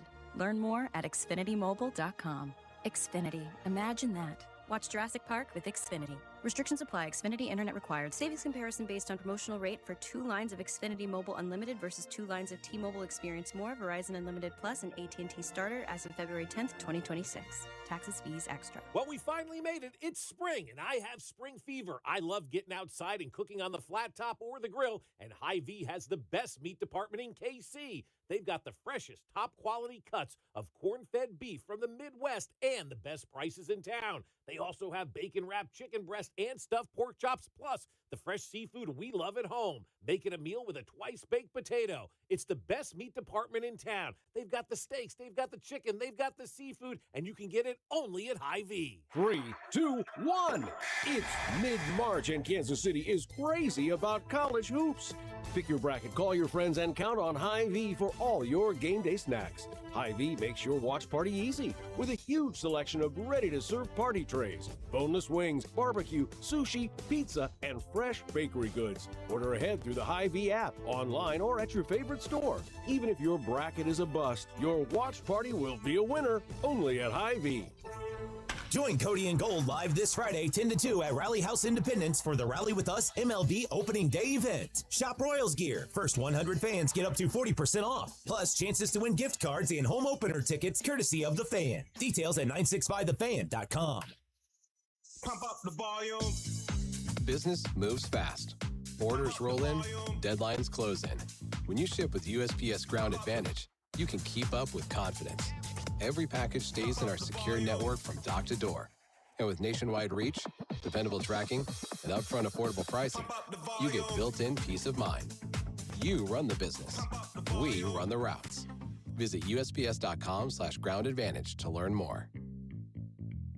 Staples presents That Was Easy. So I opened a restaurant and needed everything. Menus, signage, catering brochures. Everything and then some. I went to Staples. They printed it all and even suggested takeout menus. One money pit with a side of fries. But now at Staples, you get up to $125 off custom print orders. $125 off. Now you're cooking. Brand your business in a big way at Staples. That was easy. Shop Staples in store, online, or in the app by 4/18 to unlock. Exclusions apply. Visit staples.com/print for details. Honey, that flu keeping you up? Did you take NyQuil Intense Flu? Nah, I got this. Okay, I don't got this. Yeah, you need NyQuil Intense Flu. Undo your flu with NyQuil Intense Flu. NyQuil Intense Flu provides powerful relief of your flu symptoms so you can sleep. You do got this. NyQuil Intense Flu. The nighttime sniffling, aching fever. Best sleep with the flu medicine. Use as directed. Keep out of reach of children. This report is brought to you by CM Mosen Son, HVAC, plumbing, and electrical services. CMMosenSon.com. Dispatch, this is Mindy at CM Mosen Son. Coming to terms with an old heating unit is tough, so trust me. If you need to replace your heater, just visit cmmosenson.com for a free estimate. CM Mosen Son. License 202919. Terms and conditions apply. You're listening to 96.5 The Fan from the DM Injury Law Studios. Mike's got this. Car, truck, or motorcycle wreck? Remember, Mike's got this. 816-888-7500. Mike's got this. Here's your traffic report on 96.5 The Fan. Missouri side 70 eastbound gets heavy around Truman. Stays pretty slow out to 31st. Off we get on again with construction now, an accident reporting. Kansas side 635 northbound heavy from K5 up to the bridge with construction the right lane. Allen Carr 96.5 The Fan. Traffic. Hey, it's George Karlaftis from the Kansas City Chiefs. Welcome to the Drive with CDOT on your home for Chiefs football. 96.5 The Fan. We're going to get to random question time with Jay Binkley here coming up in about 15 minutes or so. So if you've got a question, draft or otherwise, 913-586-7965. Now would be a perfect time to go ahead and text it in. We'll get to that coming up in just a bit. All right, so Binkley, let's start with going through the, I would say, more popular players who have been mocked to the Kansas City Chiefs. There's a lot of conversation about this cornerback from LSU. What can you tell us about him? Do you think he's somebody that you would spend a top 10 pick on? Yeah, he's definitely the best. Mansour Delane, definitely the best corner in the draft. He was a Virginia Tech. He transferred over to LSU. Got, I think, 40 starts in his career in 44 games. So it's a guy that was put on the field really quickly. Has over 30 passes defended, 27 officially, but 44 is what a lot of people are saying. 8 interceptions throughout his career. You put him there on the outside. Ran a 4.38 40 at his pro day at LSU. Is one of the few numbers that's been released from all the pro days that are going on, which teams only will release them if they're good. And he must have been good because it was 4.38 for Mansour Delane. But shorter arms, whether, it's not as a big deal if you're not a tackle or edge rusher, in my opinion, but it still makes him a better corner. It's right at 30 inches. They usually take 32 for corners. A short arm, but it doesn't matter as much for a corner. Good at tackling when he comes to the line of scrimmage, so kind of in that Spagnuolo fit as far as can you come up, make the tackles, make the hits. Are you good in outside coverage from what he can do? But Mansour Delane is certainly a top 10 pick. This is what would scare me about drafting Delane. You've already set the precedent that you don't pay secondary players. Drafting a player that you don't really have an intention on keeping on his second contract and using the 9th overall pick to do it, and it doesn't really excite me a whole lot. It's not really what they do. 29 is actually a really good spot for corner. 100%. Corner's really deep. Even in the second round at pick 40, if you want to sit there and wait on who's one of our favorite, Chris and I, is one of our favorite corners in the draft out of San Diego State, Josh, or Chris Harris, one of our favorite corners that comes out of there. But, if that's what you want to spend, I think 9 is way too early on a cornerback for the Chiefs. Is he a premium prospect, or is this just where we are with the draft? No, I think so. I think he's premium. Because it's used if we are going through the last 5 corners who have been picked in the top 10, it's a Denzel Chris Ward. Johnson. It's one of those kinds of prospects. Yeah. Do you think he's on that level? Yeah, I think, and especially this year, even with fewer quarterbacks, if there's more quarterbacks being taken, Chris Johnson is actually the one we had a lot in the second round at pick 40. But Jermod McCoy is getting a ton of run the later part of the first round. He was the one that was hurt. He was the one from White House, Texas, where Mahomes is from.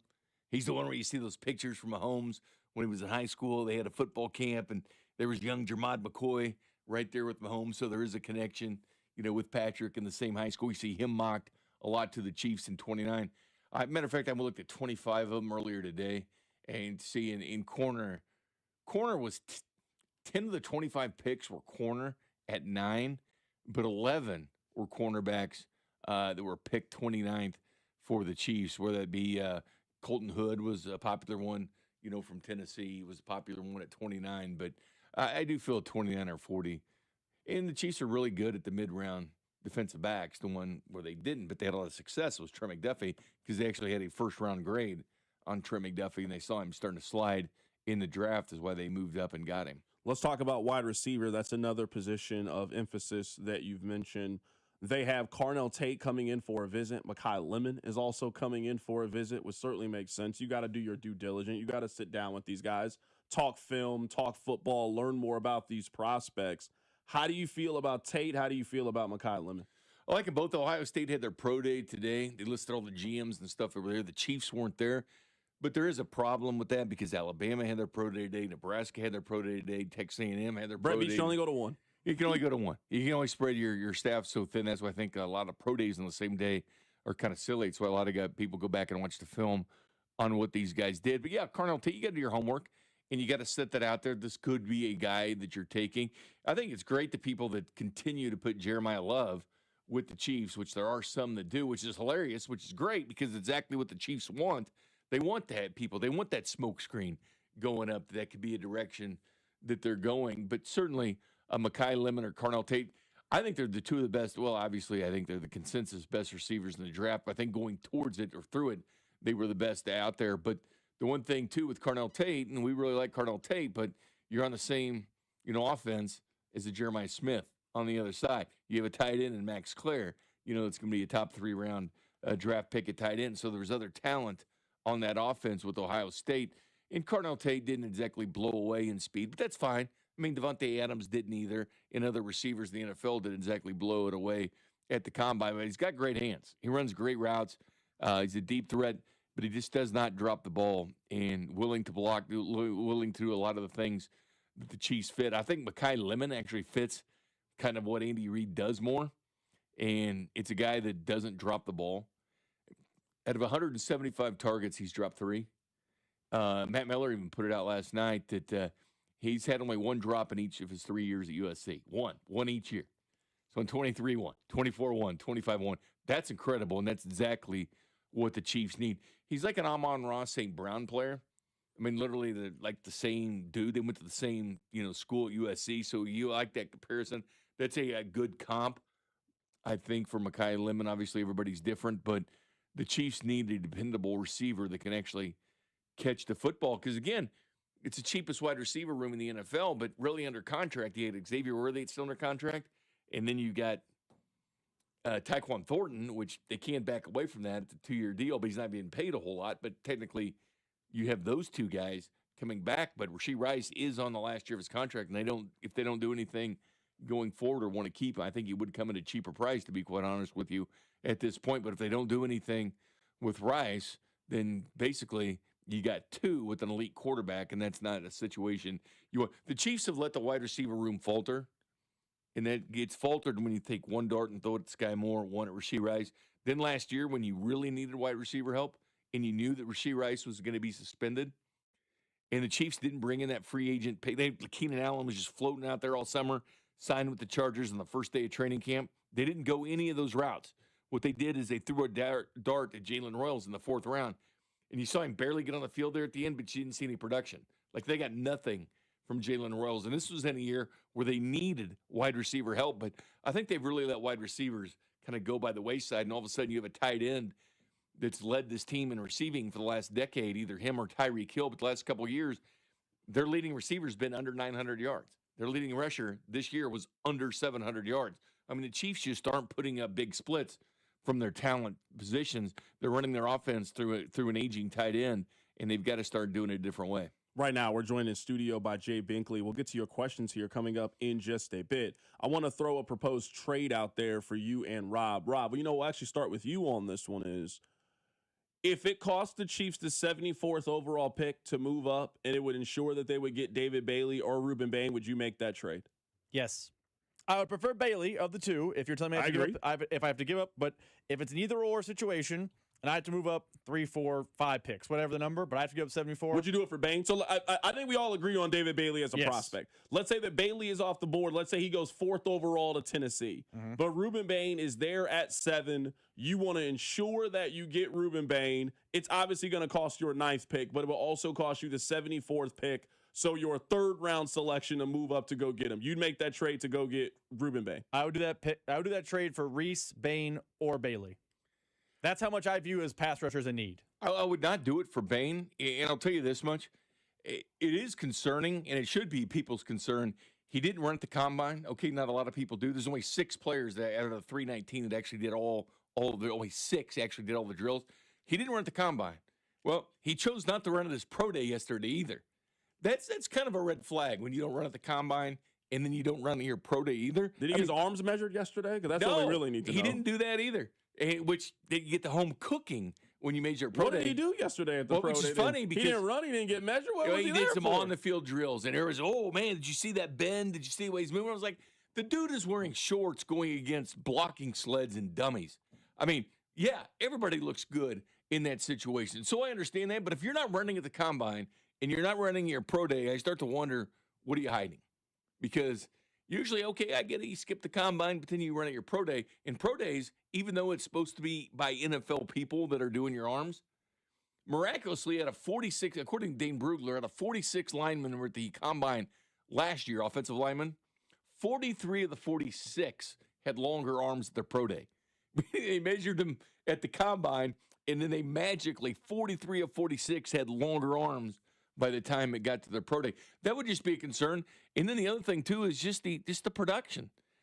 Ruben Bain, he had 0 sacks against South Florida, half a sack against Florida, none against Florida State, none against Louisville, none against Stanford, none against SMU, none against Syracuse. You see a pattern? He looked real good in the playoffs. He had a long stretch. Yeah, he did. He had 3 sacks against Texas A&M. We've seen guys do this before. We've seen Ashton Lottie have big games in college football. So, yeah, he did well against A&M, and then he didn't do a damn thing in the semifinals against Ole Miss in the national title game. He had a sack, but the guy on the other side of that defensive line, who's also a first-round pick, and Akeem Mesidor, had 2. So which one are you blocking, Bain or Mesidor? Who's actually the star in that defense, Bain or Mesidor? And Mesidor actually led the Miami Hurricanes in sacks, not Ruben Bain.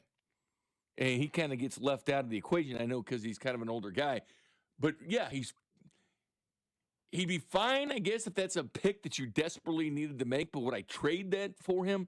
No, I think Bailey'd be the only one out of that group to trade. Would you take him at 9? It doesn't sound to me like you'd even take him at 9. Bain, I would not. Bailey, yes. 100% Bailey. Yeah, I don't think Bailey's getting out of the top 5. I think Ruben Bain's probably going to go earlier, too. I think he's going to be gone in the top 6 picks, maybe in 4. Maybe Tennessee even does that if they don't go Jeremiah Love. There's been rumors they really like Ruben Bain, but who knows? It's big smoke screen season we have at this point. But, yeah, if someone's going to take a shot on a Ruben Bain, I'm just saying, and I always ask people that call in on it, I say, all right, tell me which game stands out to you besides the playoff game. What game should you go back and watch? Because when you have a stretch of 5 games where you didn't have a single sack, you start going, you're playing Stanford and Syracuse and teams like that. I mean, that's not exactly National Football League talent. You got to go dominate for sure. We're going to get to random questions here coming up in a bit. There's one draft question I want to get to you that could help the Chiefs. I feel like there's a lot of Ty Simpson buzz as we're heading into this final month of draft conversation. Now, a lot of it seems to be coming from one person, but I would say best case scenario for Kansas City is there is a team that desperately feels like they need a quarterback, and now they're willing to move up to go get Ty Simpson. That is obviously a player that Kansas City is not going to draft, and then that could potentially help move somebody you do want closer to Kansas City. You're saying so at you 29. can go get that player. You're saying at 29, someone wants to jump back into the first round. I think Ty Simpson's going to get picked before that. You're not. Oh, so you're talking 9 with that. You're not talking 29 with Simpson. It would not surprise me in the least bit, for example, if a team, let's say a team in the teens, traded up with New Orleans at 8 to go get Ty Simpson. And that's the big, because every year in the draft, there's this big, I can't believe this moment. He's a quarterback. I do think there are teams. I don't know. I think we'll find out when the draft is over.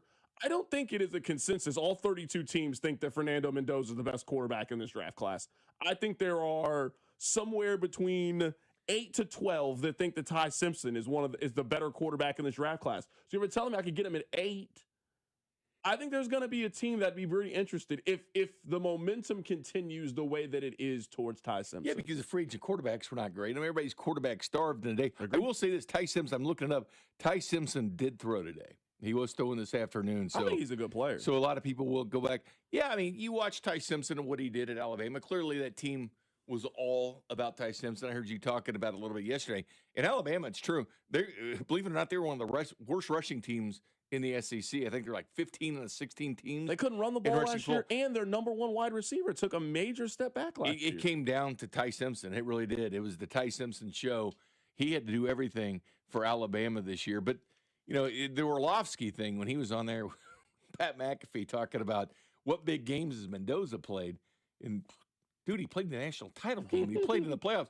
He had more incompletions than he did turnovers. And not only that, but you look at it, and when he was talking about this, he had forgotten some things because Ty Simpson played Fernando Mendoza in the playoffs. You know what the score was? Indiana 38, Alabama 3. Mendoza beat Simpson 38-3. So Simpson was not able to put up points in the playoffs against Indiana's defense, which was very, very good at that point. But it was kind of ridiculous. I don't know if someone would see that reach for Simpson. We'll see what the reports come like today, what people are saying about Ty Simpson and his throwing today. People are going to be falling in love with him. I think Orlovsky went a little bit overboard on Ty Simpson yesterday. I mean, he threw his anchor in, and he was saying that. Dan Orlovsky's also the same guy that said don't start Drake May too early or don't start Drake May. I mean, so, yeah, people are wrong about quarterbacks all the time. I mean, he's going to be a guy clearly he's rooting for. He's also got the same agent as Ty Simpson, the same agency. Let me check my watch right now because it's not Dame time. It's not crunch time. I think it could be random question time. Text line 913-586-7965. If you have a random question you would like to ask Jay Binkley, there's never been a better time than right now. Bink, I am new to drinking and I don't like beer. What do you recommend I try? Thanks. He's new to drinking, Rob. He doesn't like beer. Carrington wasn't a huge fan of beer at the beginning when we used to do the beer tasting. You have definitely opened my mind to different kinds of beer that I like. You started liking some IPAs. You started liking everything. My biggest recommendation is at least try it.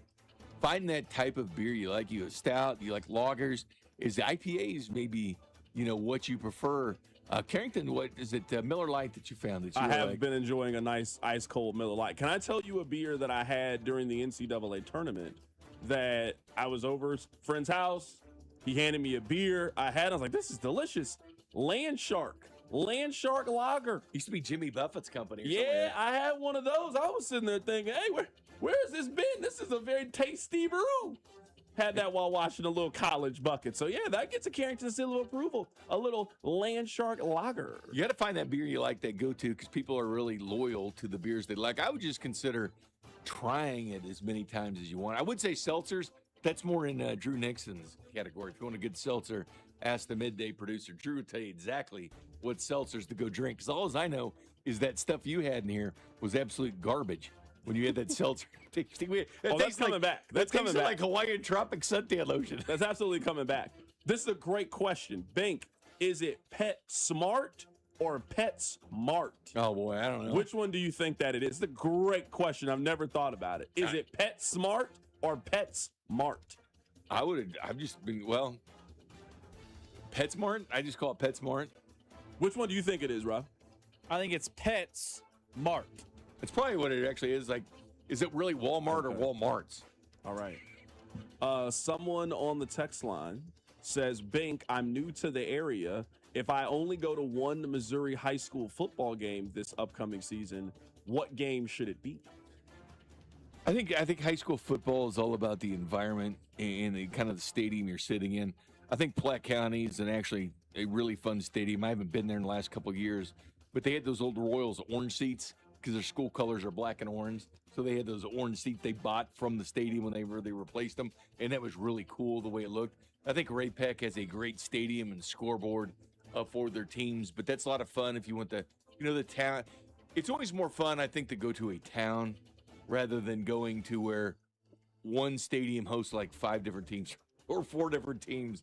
They get a little more, flavor with the end zones, painted towards the team colors, and you see the stands kind of matching the team colors and stuff like that. But I think it's more fun to find a smaller town and go to a game.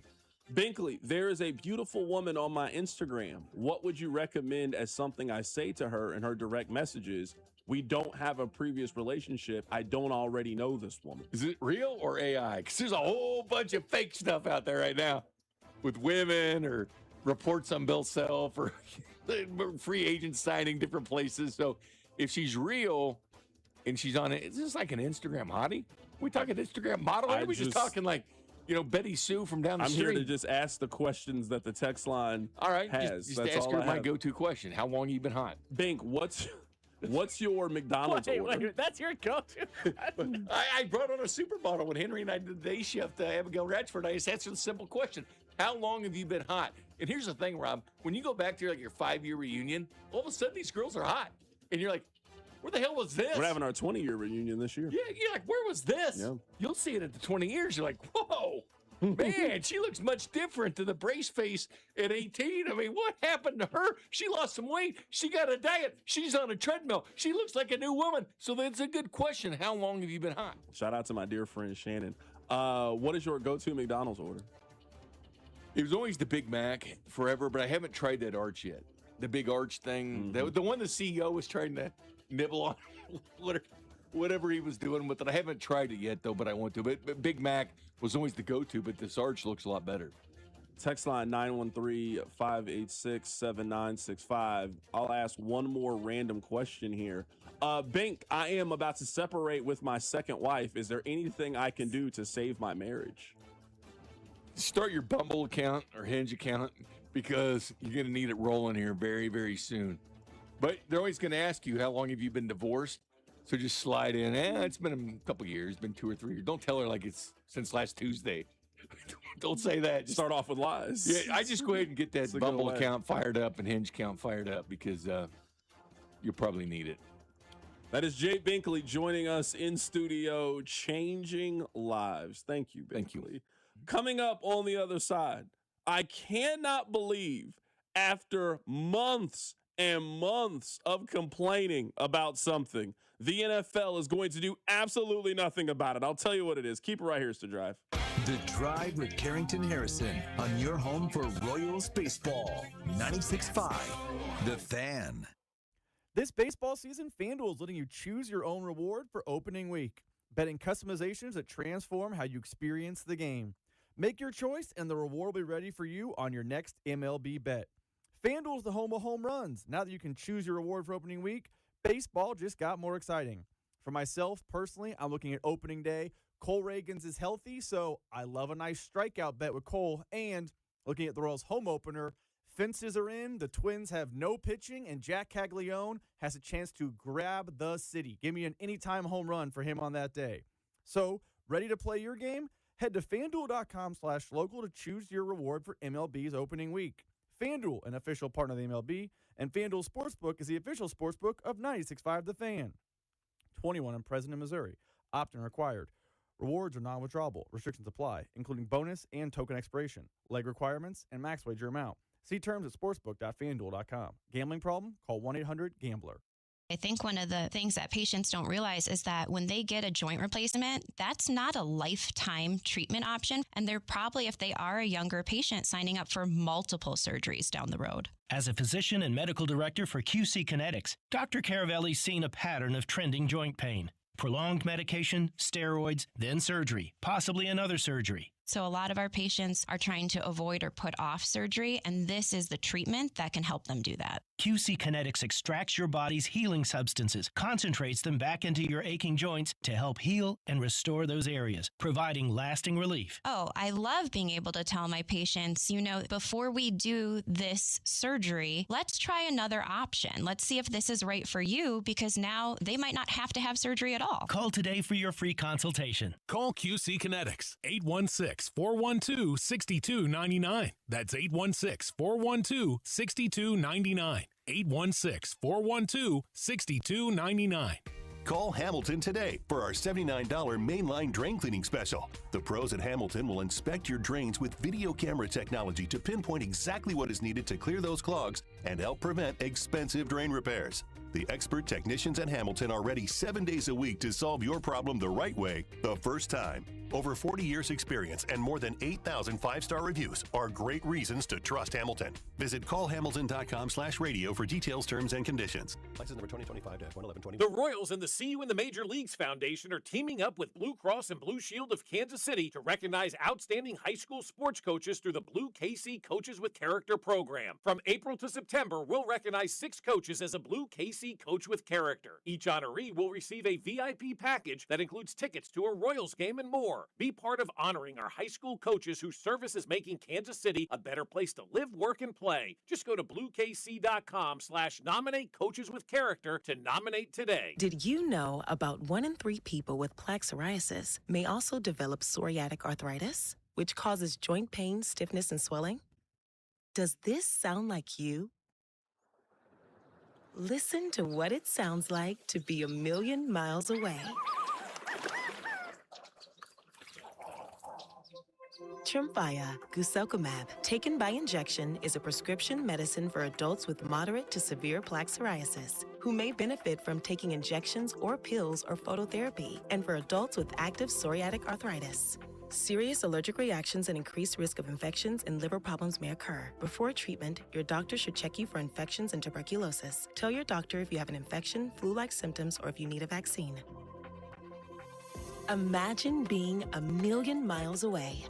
Explore what's possible. Ask your doctor about Tremfya. Visit tremfya.com or call 1-800-526-7736. Furnished by IntelliBrands. Have you ever felt leg pain, restlessness, cramps, tingling, swelling, numbness, itchiness, or coldness? Then you need the new patented Legsercise Pro, the natural circulation booster that uses continuous automatic leg movement to soothe pain and promote healthy circulation the natural drug-free way. Using Legsercise made walking painless again. Legsercise Lexercise Pro's patented walking simulator propulsion technology moves your feet back and forth along its concave track, creating constant movement and flex at both the knee and ankle joints. It's like having a physical therapist right in your own home. I have much less swelling and no more tingling. Call right now and order your very own Lexercise Pro, the new proven automatic leg mover that soothes pain and naturally promotes healthy circulation. Call 800-555-1212. That's 800-555-1212. 800-555-1212 now. These statements and products have not been evaluated by the Food and Drug Administration. These products are not intended to diagnose, treat, cure, or prevent any disease or condition. Here's your traffic report on 96.5 The Fan. 35 northbound heavy into downtown from Southwest Traffic Way. 670 eastbound slows before 35 stays heavy to Main Street. 70 eastbound heavy out of downtown from Prospect off of Get-On-Again. Slowdowns out towards Van Brunt. Alan Carr, 96.5 The Fan. Traffic. Hey, it's Trey Smith from the Kansas City Chiefs. Welcome back to the Drive with C-Dot on your home for Chiefs football. 96.5 The Fan. Coming up in a little bit, I want to talk about the NFL, and they've upset me, but this isn't my normal complaining. There's a story I would love for all of you to go read. I read it today. It was a lot of fun. It's from Bruce Feldman, who I think is the best college football writer. Maybe you could argue Dan Wetzel. They're both very, very good. The story is about all of the people who were at Randy Moss's pro day.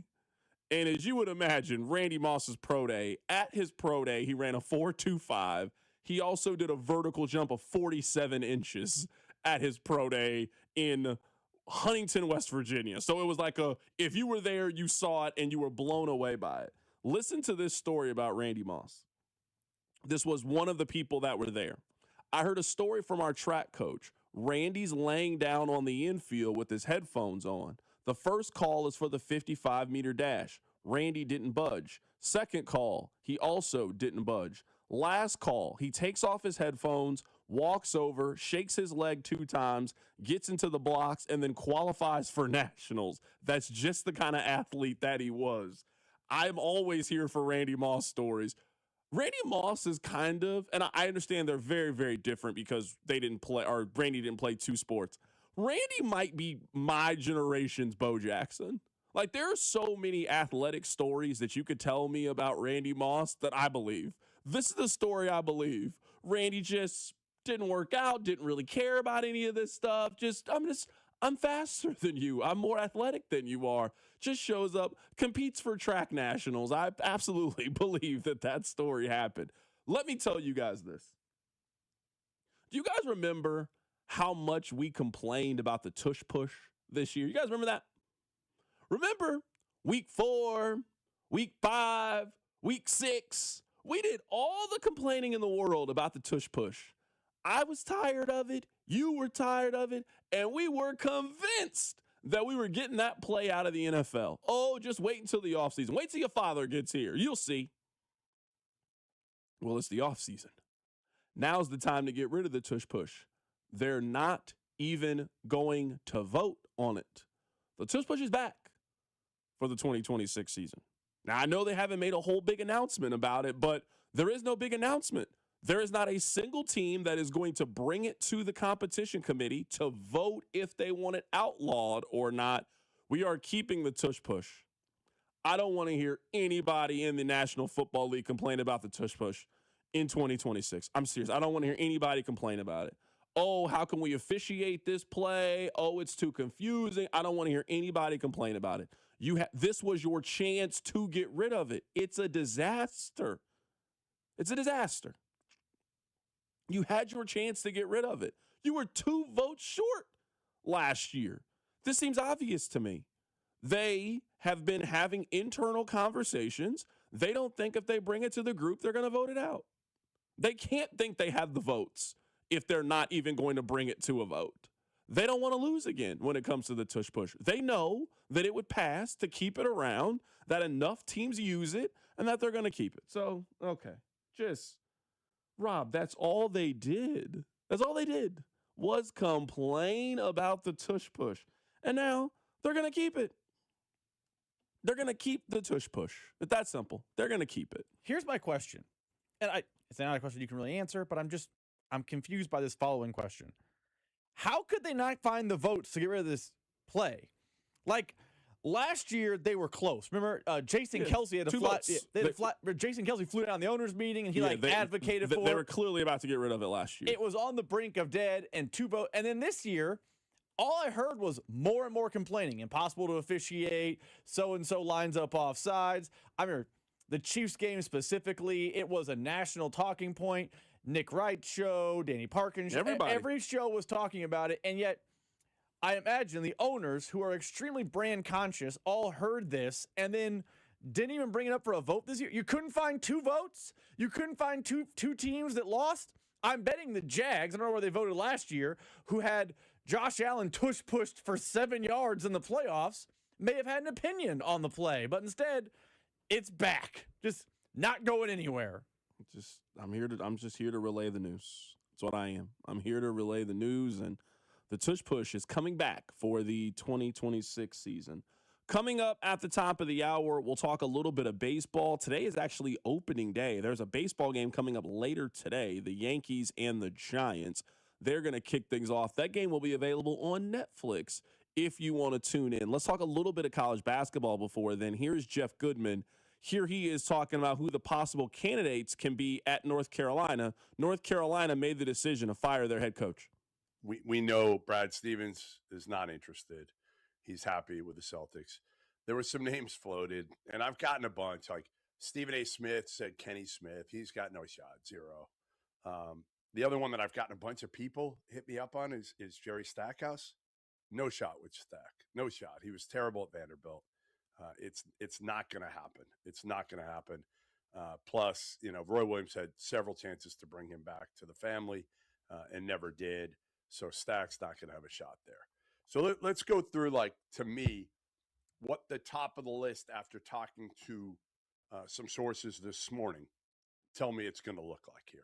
And again, we don't know the level of interest right now, but I would say there's probably a top 5, if I had to say, that they're gonna go after. They're gonna look at, and I think Billy Donovan's certainly at the top of that list, or towards the top of that list. He may not be 1, but he's in the top probably 3, and we don't know his level of interest yet.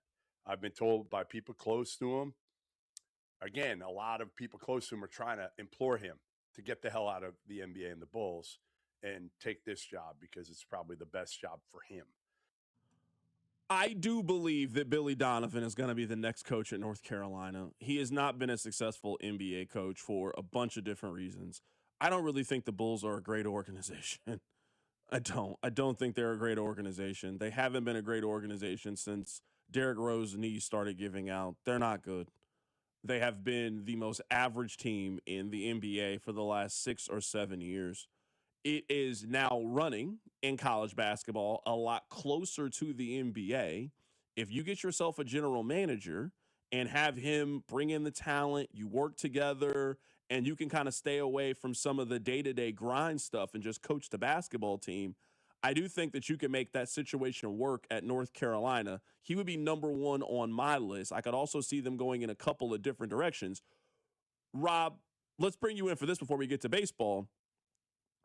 This is another blue blood job that is available. They are also conducting a national search. Now, we'll see what happens with Kansas. I do believe that Bill Self is going to announce that he is retiring at some point here in the next 7 days or so. You have to be somewhat encouraged if North Carolina goes after Billy Donovan, because Billy Donovan has no chance of being the head coach of Kansas. I, for one, and I'm saying this with full Kansas bias, love that Billy Donovan is the top candidate in North Carolina. Now, I don't know if Kansas, if Bill Self does end up retiring, will get their number 1 pick, or they'll get my number 1 pick. My number 1 pick is Tommy Lloyd. My 1A is Dusty May. But the fact that those guys don't appear to be the top pick of North Carolina makes me happy, because it means they will likely be available if Kansas were to have to do a national coaching search. I also think, maybe this is just me, does Billy Donovan inspire a fan base in 2026? Like, there was a time he was actually okay with the Thunder when they had Westbrook and Durant, and even right after that, they went to the playoffs with just Westbrook. But in 2026, after all the failures in the NBA and so far removed from his college basketball days, is Billy Donovan a hire where if you're a Carolina fan, you're fired up thinking about that being the guy? I mean, I think from a basketball coaching perspective, I don't know if there are much better coaches that are out there. Now, I understand that his success in college was a long time ago, but one of the reasons you feel the way you feel about Florida basketball is because of Billy Donovan and everything that he was able to build. That is not a long-term answer for sure, but it is definitely a stability hire that I think gets you back in that national conversation about where you can potentially be. We will talk about Kansas coming up in the 4 o'clock hour. I want to talk baseball, though, coming up momentarily. We'll get to that. Today is opening day. I can't believe baseball chooses to start its season this way. We'll talk about it. Keep it right here. So Drive. The Drive with Carrington Harrison on your home for K-State athletics. 96.5, The Fan. Here's your traffic report on 96.5, The Fan. 35 northbound heavy from the state line all the way up to I-70. 70 eastbound slow across the north side of downtown. It's pretty heavy 70 eastbound from the Paseo out towards Jackson Avenue with construction, and 435 southbound heavy from 210 down to Front Street. Alan Carr, 96.5 The Fan, traffic. Low testosterone can be a real problem for many men. It causes poor sleep patterns, decreased energy, low sex drive, and it makes it really hard to stay in shape. And as we all know, a healthy body is very important to our overall health and well-being. This is Jeff for Heartland Men's Health, and if some or all of these symptoms sound like you, we can likely help you be done with low T. We can also help you lose weight, support your metabolism, improve your gains in the gym, and more with our new targeted body composition plans featuring GH peptides, NAD+, GLP-1s, PDA, and more. Our low T protocols, applied in conjunction with our body composition plans, will help most men see real improvements, true weight loss, higher energy, improved sleep, stronger workouts, and a renewed sex drive as well. Your initial visit is just $99 and includes blood work and a medical consult. And if you start on treatment the same day, your visit is free. Call 844-447-6600 or go to heartlandmenshealth.com. Featured therapies are compounded and have not been evaluated nor approved by the FDA. Provider prescription required. See website for details. I move mountains for a living. Literally. That means I don't carry hand lotion, and when it comes to serious heartburn, I don't mess around with anything but Rolaids. Rolaids' dual-active formula has calcium carbonate and magnesium hydroxide that relieves heartburn fast. Yeah, you heard right. 2 actives for that powerful relief. And the best part? The roll fits right here in my pocket, so I can get back to moving mountains. Rolaids spells powerful relief. Read each label. Use as directed. Keep out of reach of children. Staples presents That Was Easy. I wanted a new color printer to add pizzazz to my prints. Ooh, pizzazz can be pricey. Well, now at Staples, you get up to 30% off select HP printers. 30% off at HP? Yeah, I saved $120 on an HP Smart Tank 6001 with up to 3 years of ink included. Why, that could be the last printer you'll ever need. Could be. Shop your local Staples today for big savings on HP.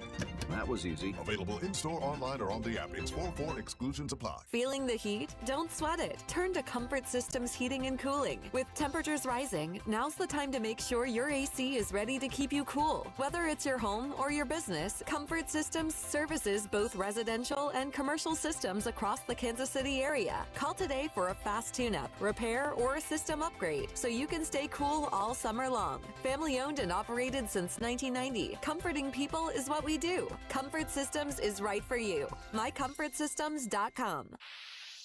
Pump up the volume. Business moves fast. Orders roll in, deadlines close in.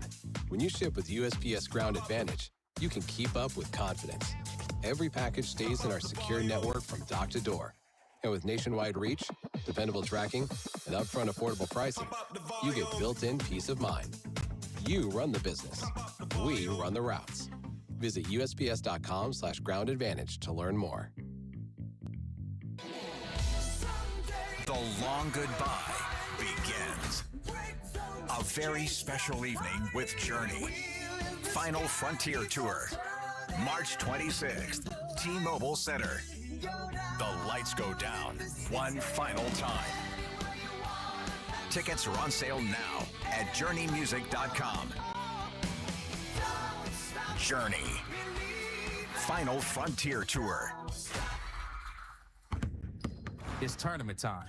And this March, Fanatic Sportsbook has 10 times the rewards. Starting round 1, we're giving you 10 profit boosts every single tournament game day. That means first round, second round, round of 16, all the way down to the last 4 in the national championship.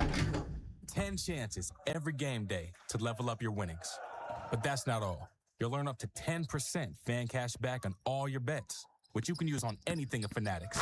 We're talking team gear, tickets, collectibles, and a whole lot more. Plus, if you're new to Fanatics Sportsbook, you can get $200 instantly in fan cash when you bet $5. It's time to shoot your shot. The tournament hits different at Fanatics Sportsbook.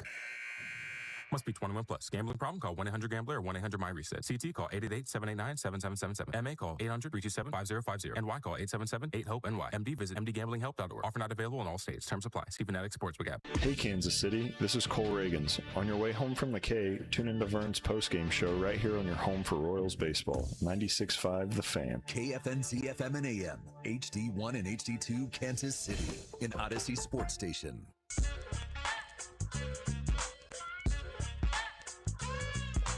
Let me remind you guys that baseball is back. MLB opening night is tonight.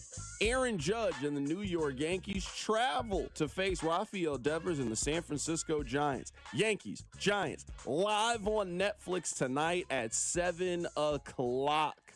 I want to play this for you because everybody is not excited that the Yankees are opening their season on Netflix. Here is Christopher Mad Dog Russo. Are we counting him as friend of the show, Rob? He's friend of the show. Absolutely. Mad Dog Russo is friend of the show. Here is he on First Take.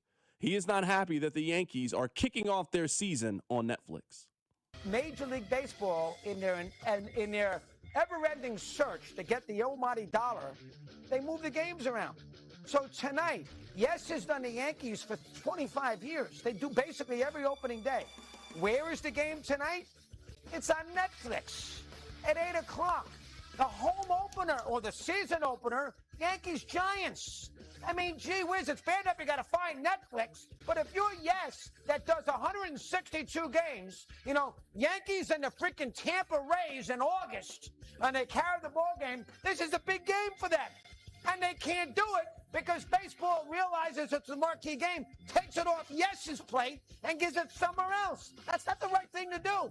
And then tomorrow, the Mets against Skeens, who the whole world loved in the World Baseball Classic, Pirates Mets at Citi Field. The game isn't on SNY. No. The game is on freaking NBC and Peacock. What? That's not fair. Here it is. What, you leave all the garbage to Yes and to the SNY, and then you take the marquee games Friday night on Apple TV. How many times do you see that? When they lose, Dodgers and Yankees after the All-Star break, Apple TV. I mean, it's not. You got this there. It's not right. It's not right. That was Christopher Mad Dog Russo and his frustration about the Yankees schedule. For the life of me, I do not understand why Major League Baseball has branded opening day this way. Baseball, for the most part, is pretty constant. But there are some days that are a little more special than the other days. Memorial Day is one of those days. The 4th of July is one of those days. Opening day is one of them. Now, the NFL this year, I don't know what they have going on, but the NFL, over our lifetime, they have built a tradition. If your team wins the Super Bowl, you get to host the first game of the National Football League season. Everybody gets to watch it. Everybody celebrates it.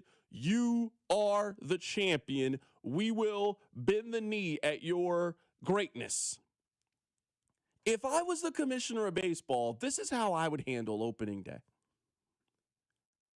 I don't know why baseball starts while March Madness is going on. Right now, there is an event that has people's attention. It does. It has people's attention. Look at the ratings. People are very much into this year's NCAA tournament. Look at the matchups that we have over the next 4 days. Why would you want to go up against that behemoth? Why would you want to weigh your ratings down trying to compete with one of America's favorite sporting events? No. The baseball season should start the Thursday and Friday after March Madness. That's when it should start. the Thursday or Friday. And I also think you should do it like this. I think you should have one day where every team in the American League plays during the day. I think you should have it where every team in the National League plays during the day. And you celebrate it that way. You know what baseball is? It's a day game. That's what it is. It's a take off work, go get a hot dog, go get a beer, celebrate the beginning of spring. Could you imagine, in the same way that we huddle around the television to watch the start of the NCAA tournament, the same way that we huddle around the television to watch the beginning of the Masters, if baseball had its equivalent where you know, hey, today there's going to be 15 baseball games on. ABC is going to have them. NBC is going to have them. You're going to get to watch your team. You're going to get to watch every team in Major League Baseball. Is that something you would talk about around your office? Is that something you would watch around the office? Even if it's not Royals baseball, you're just happy that it's on. It's on during work. I'll turn it on. I'll listen to the game. I want to see Shohei. I want to see Aaron Judge. I want to see the Phillies. I want to see the Cubs. I want to see all of these things. Baseball starting its season with one game on Netflix on the Tuesday, Wednesday before we get the NCAA tournament going again. It just doesn't seem to me like it's packaged correctly. It honestly doesn't seem like that's the case. Maybe I'm being idealistic in how I would do this, but opening day is special. It should be treated special by the caretakers of the game. It should be an event is how we should see it. It's an event in the NBA. They get their rings for the first game. And Inside the NBA is live on location, and it's the start of the NBA season. The start of the NFL season is a really, really big deal. The fact that baseball just doesn't make one of its marquee days and marquee events a thing and doesn't celebrate it and doesn't really seem to have a plan to get you excited about the game is very, very confusing to me. And I agree with all that. On top of that, we talk about this a lot about baseball. And I hear Vern talk about it. We talk about it. It's not really a national sport. You don't really know what's going on with the Seattle Mariners other than like a little bit. Like, you know, Cal Raleigh. But you don't know what's going on with each team the way you do in football. Do you know what helped? If baseball was on national television all day long. Do you know what people don't know about? High Point. But you know what happens one day on a Thursday? They learn about High Point, and then the next time they see them, they're excited. Imagine if at 11 a.m. Central Time, noon in the East, it's Rays and Yankees. You don't know nothing about the Rays, but all of a sudden you might find a player and be like, oh, he's interesting. Maybe you are a person who doesn't know anything about Paul Skeens, and you're watching him pitch for the first time. Pirates and Mets. You would be like, I want to follow Paul Skeens. Like, maybe Bobby Witt would become a bigger star in the East and West Coast if he was playing a game on ESPN on opening day at 3:30 as opposed to 6 o'clock at Kansas City time, 7 o'clock Atlanta time. Like, for a sport that has a poor job of building and creating superstars, putting your games on national television throughout the day, have a Fox game, have an NBC game, have an ESPN game, get all your partners involved. You would do a great job of building your brand and building your stars up. But nope, we're going to have opening day at night on Netflix on the West Coast. Just foolishness. Just the fact that baseball just doesn't really seem to have a tradition with opening day is confusing to me. Someone just texted in, CDOT, some of us have day jobs and look forward to the first game at night. Respectfully, if you have time to listen to this radio show during the day, you have time to listen to the Royals if they came on during the day, or watch it on your phone. Baseball should have 2 days on NBC where we are celebrating the beginning of the baseball season in this country. And we're going to go around Major League Baseball and we're going to show you.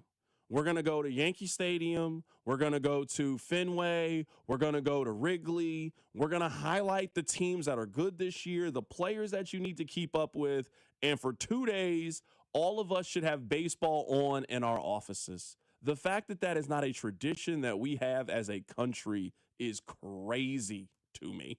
It is crazy because that is a tradition we have for college. We have 2 days amongst the calendar that we know we are watching college basketball. We know that. We have 2 days, which I'm not even a golf guy, but the golf, hey, I'm keeping up with the Masters. I want to know how it's going. I don't know. They have done a lot of really, really good things with baseball lately. They really have. I love the pitch clock. I think baseball is a better game now. They've done a lot of really, really good things. The fact that baseball struggles with television in 2026 is a problem. The NFL has television figured out. The fact that baseball doesn't seem to have a television solution is it's odd to me. And honestly, is very, very odd for how cool of a game that baseball is. Someone said, wasn't the first game of the year in Japan last year? It was. It was.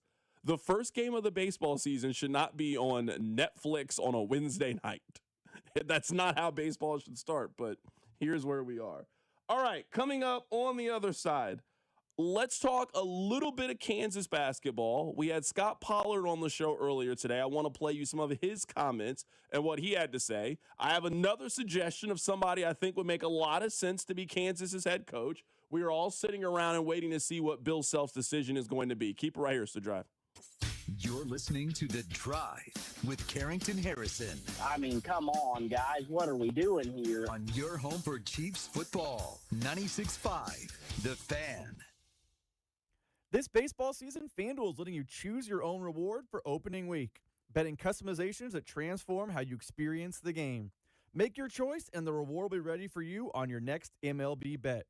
FanDuel is the home of home runs. Now that you can choose your reward for opening week, baseball just got more exciting. For myself, personally, I'm looking at opening day. Cole Reagans is healthy, so I love a nice strikeout bet with Cole. And looking at the Royals' home opener, fences are in, the Twins have no pitching, and Jack Kagleon has a chance to grab the city. Give me an anytime home run for him on that day.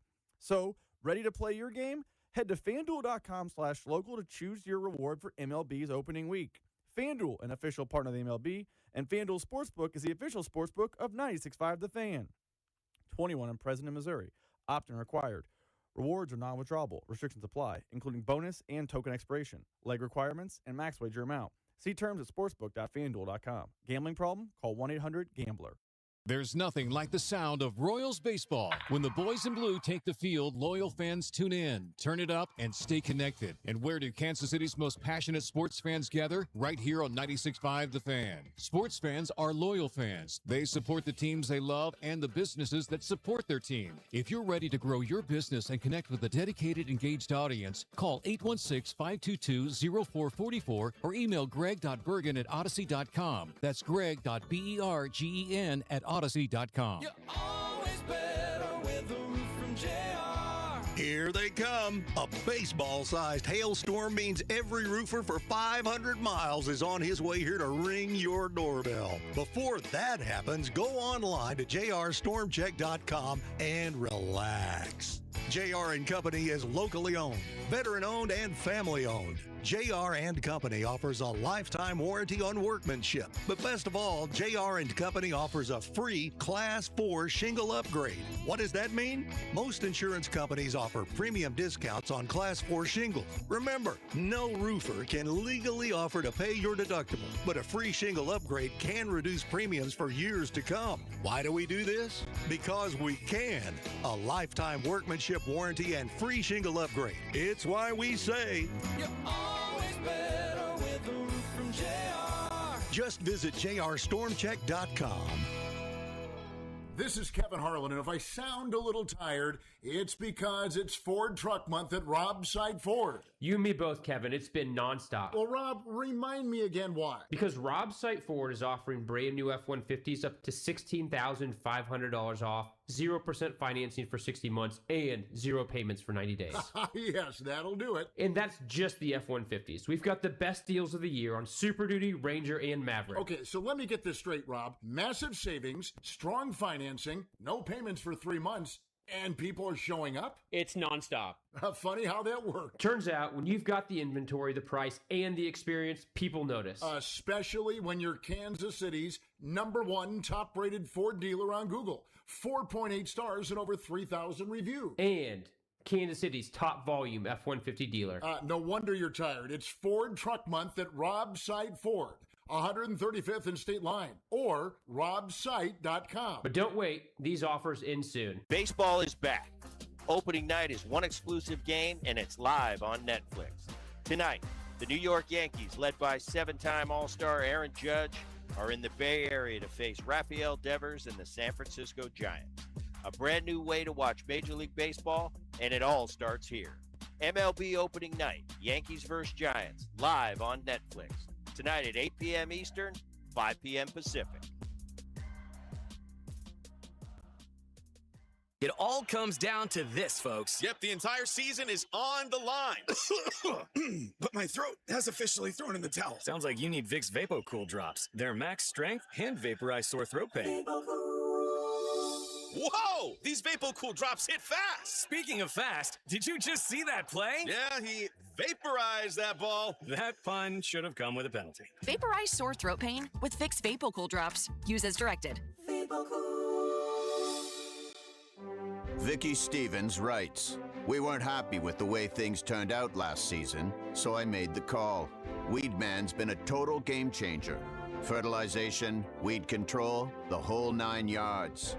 Our lawn has never looked better. The neighbors are so jealous, they avoid me at the supermarket. It's fantastic. Go to weedman.com, enter promo code GREEN, and get 1 free service." Royals coverage brought to you by Metal by the Foot, your metal project superstore. For over 36 years, Metal by the Foot has been your source for steel, aluminum, brass, and stainless. Located in Casey and Topeka. Online at metalbythefoot.com. When you need a piece of metal, remember, metal doesn't have to cost an arm or a leg, just the foot. You're listening to 96.5 The Fan from the DM Injury Law Studios. Mike's got this. Car, truck, or motorcycle wreck? Remember, Mike's got this. 816-888-7500. Mike's got this. Here's your traffic report on 96.5 The Fan. Missouri side, 435 southbound heavy from 210 down to Front Street with an accident. 435 northbound heavy from 23rd up past Truman. 70 eastbound out of downtown. Slows from the Paseo out past 23rd with roadwork. Alan Carr, 96.5 The Fan. Traffic. Hey, Kansas City, it's Bobby Witt Jr. Welcome into The Drive with Carrington Harrison on your home for Royals baseball. 96.5 The Fan. All right. I have a couple of questions to KU fans, and then we'll move on and we'll talk a little baseball and a little Chiefs. I have a lot of thoughts in this segment. First thing, 913-586-7965. Rob, can you present the argument to me of why Jacques Vaughn is not the obvious answer at Kansas? Because I will give a couple examples. I imagine you would hire John Shire right now, correct? Like if John Shire was like, you know what, I want to be the head coach of Kansas, I think everybody's like, yes, of course. He was Coach K's top assistant. Everybody wants Tommy Lloyd now. He's the number one name to go get. You want to know where Tommy Lloyd was 4 years ago? He was Mark Few's top assistant. Arizona then hired him. We are talking about Kansas's top assistant who has NBA coaching experience. Also knows the program. What is the argument for we don't already have the answer in-house? We need to go elsewhere to figure out potentially who our next coach could be. College basketball head coaching experience. I feel like there's a belief at Kansas, and I'm saying this as a Kansas fan with that same hubris in mind, that the person who coaches at Kansas should not be cutting their teeth in the college game for the first time at Kansas. This is no disrespect to in those schools you mentioned. I think Shire is an outlier because I can name other blue bloods went down this path, and it ends up bad. Villanova hired a guy with no head coaching experience. Ever heard from them recently? After Jay Wright. Hubert Davis got fired late last night. He was not good enough for the brand at North Carolina. I can do it in college football too. Remember after Butch Davis had Miami humming, they hired Larry Coker. Yeah, he won the one national title and then got real bad after that. Randy Shannon, same deal. Like, I can name examples of, hey, our top assistant has been handed the gig and it blows up miserably. Remember when Will Muschamp was the it name in college football as a top assistant? It blows up. So I think for sure, but to me that just seems unfair, is because I can give you plenty of examples of it working and not working, where any idea you present to me of let's go hire this person doesn't automatically mean that it is going to work at Kansas. So is the issue with Jacques Vaughn, because if you were saying he wasn't a successful NBA head coach, is that the argument? Is that he went to go coach the Orlando Magic and the Brooklyn Nets, and then that is the problem? And I guess I would argue, to defend him, if we are saying that he's to have coaching experience, then they would have never hired Roy Williams. Roy Williams was Dean Smith's #1 assistant. They then hired him to come be the coach at Kansas, and then look at what he turned into. I would also say 1988 hiring and 2026 hiring are not the same anymore. I also say Bill Self has elevated the program from where Larry Brown was. I agree with that. There are some variables at play there as well. I also would say, and by the way, I'm not disqualifying Jacques Vaughn. I don't want this to come off like I don't want Jacques Vaughn. I just want a true national search. I don't want it to get us a news alert tomorrow, Friday, Monday. Hey, Bill Self decided to step down. No search, Jacques Vaughn press conference the following day, which is what happened at Duke.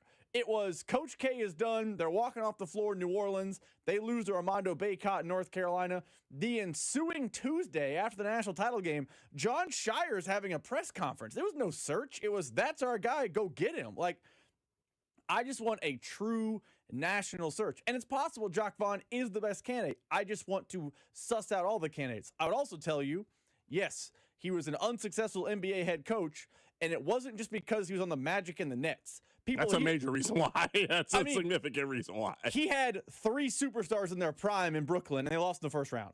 He had Kyrie, James Harden, and Kevin Durant. This was not a team that should be first-round exit. I'm not saying that it was, finals or bust in Brooklyn, but a team with 3 Hall of Famers or multiple NBA 75 players should not be out in the first round. It just shouldn't happen. If they had lost in the semifinals like Durant and Westbrook did to Golden State, okay, different conversation. The first round of the NBA, you can't make it past the team when you got those 3 on your roster? It's not a ringing endorsement of your coaching ability. Okay. Question number 2 would be, what's plan B if you don't get Michigan or Arizona's coach? Because I feel like right now, that is what everybody is. We want either Tommy Lloyd or we want Dusty May. Those are number 1 or number 2, which I would argue you wouldn't hire Tommy Lloyd if he was the top assistant at Gonzaga. You've just communicated to me. He has no coaching experience, but I get it now. He's at Arizona. He's done his thing. He's done a great job. Dusty May was at Florida Atlantic 2 years ago. You would never hire Florida Atlantic's coach. He's had a couple of years of success. I get all of that. What do you think the next plan is if those 2 guys say no? Is that the Ben McCollum range? That's when it becomes TJ Otzelberger. Jacques Vaughn re-enters the conversation at this level. I think Ben McCollum enters the conversation at this level. I think Todd Golden is at this level. Nate Oates is at this level. Like, if you're naming a coach tier, I think that group is where, if May and Lloyd both say no, you end up trying to search, which is kind of, I think, North Carolina is going to do. Like, if you want to put Billy Donovan on this tier, I don't think he's going to be available by the time KU might potentially need a coach. I put him in that level. I think that tier 2 is the Jacques Vaughns, the Todd Goldens, the Nate Oates, the TJ Otzelberger, that type of coach across college basketball. I want to play for you guys a couple of cuts. The first cut, this is from Jeff Goodman. He said that Jacques Vaughn is not the coach in waiting. It is not a guarantee that he is going to get this job, and that Kansas is going to do a real search.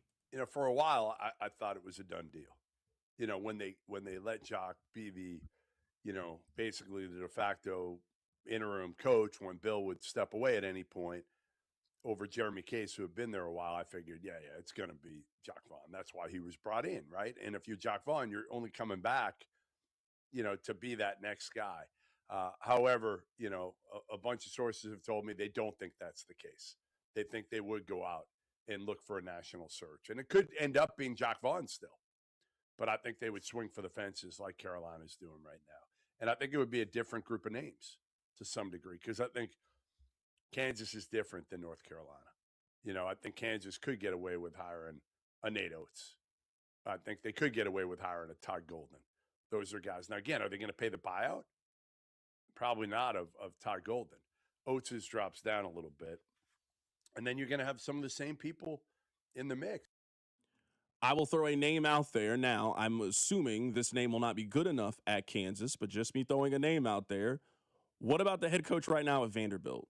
His name is Mark Bingington. He is 49 years old. He was at James Madison.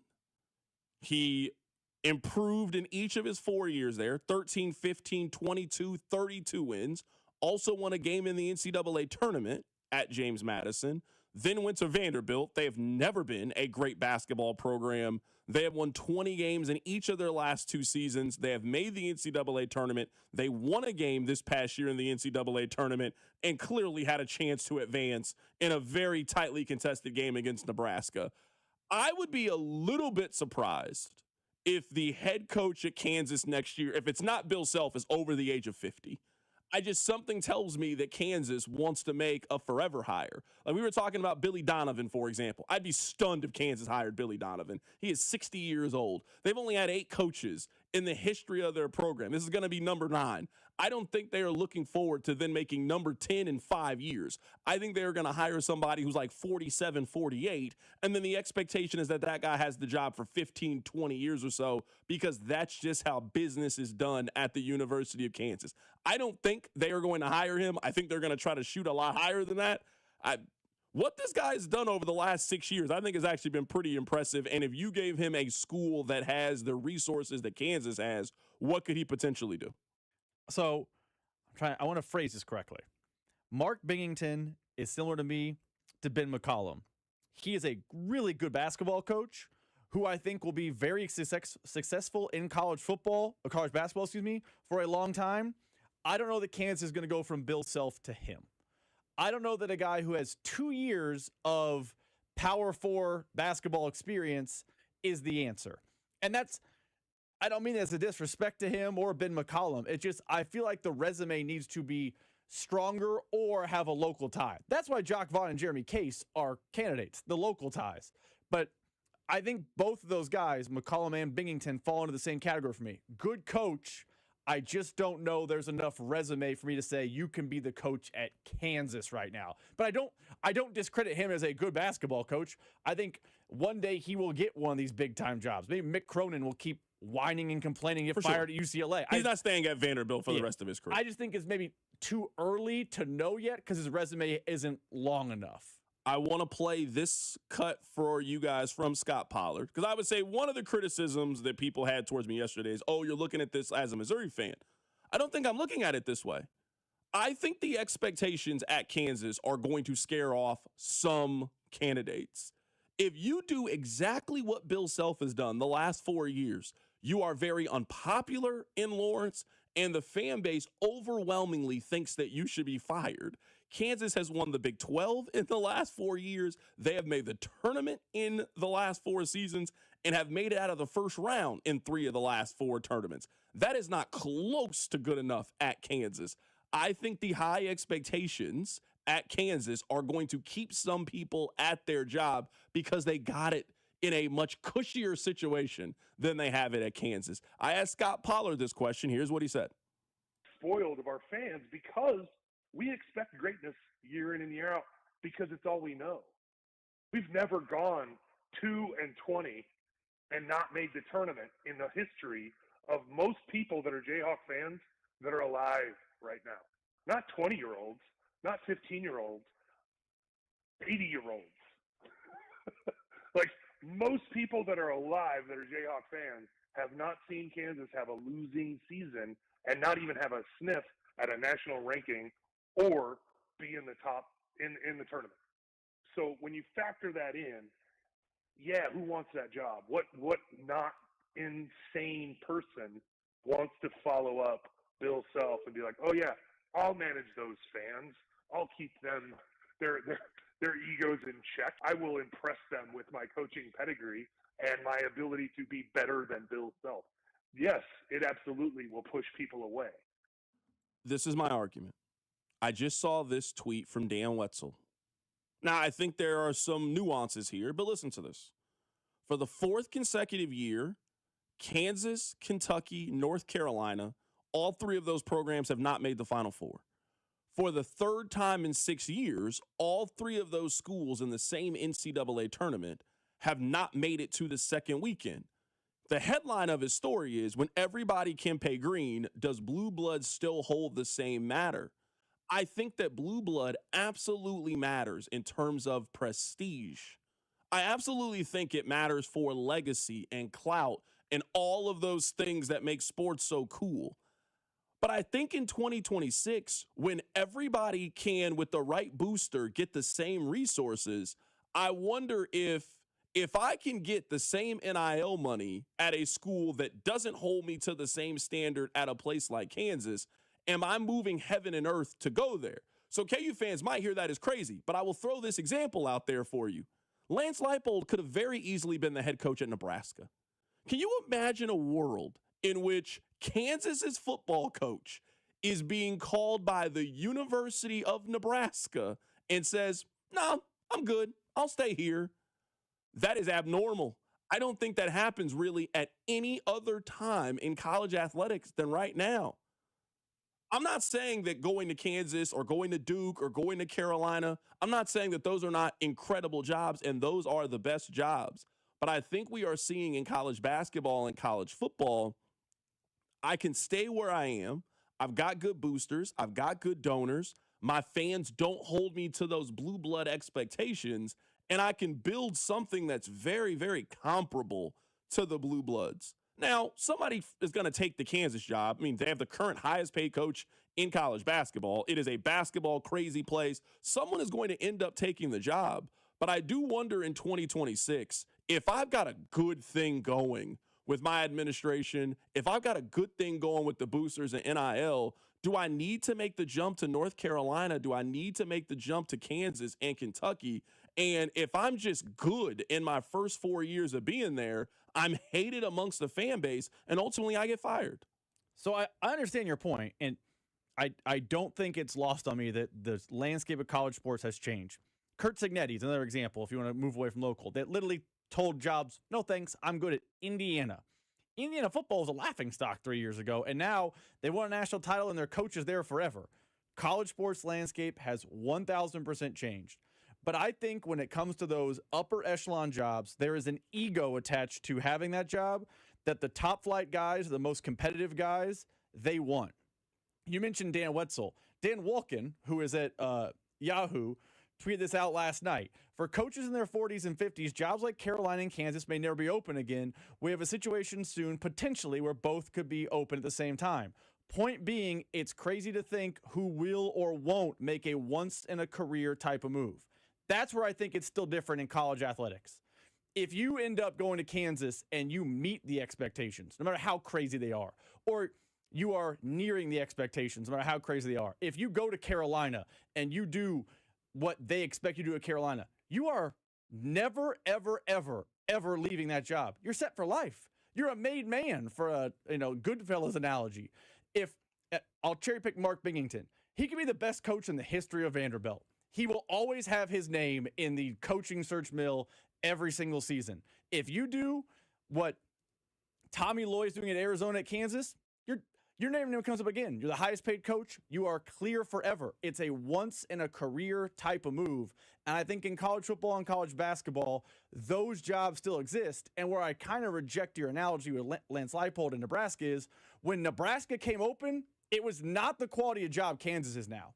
Like Kansas basketball, yes, they lost in the second round. They haven't been in the second weekend since 2022. That is light years more successful than Nebraska football was in 2023 when that job came available for Matt Rule. Nebraska had already fallen on some hard times. Kansas is on hard times based on their own outrageous expectations. No, you're certainly right. And the text line is saying, CDOT, it's just different when it's a blue blood, and I certainly understand it. My biggest point is just I think we are not counting the money aspect of it and that the money is level across sports. I also don't think we are factoring in the expectations. For example, before Bruce Pearl stepped down, Bruce Pearl made more money than every other blue blood coach outside of Bill Self. So I'm at Auburn. I get paid. I'm making $6 million a year. I don't have nearly the expectations that they have at Kansas. I don't have nearly the expectations that they have at Duke, that they have at Carolina. I don't have the expectation of any of those things. I'm at a great university that gives me the NIL money that I need to go out there and get top players. I just can understand why those coaches just say, I don't want to deal with that stress. I don't want to deal with that.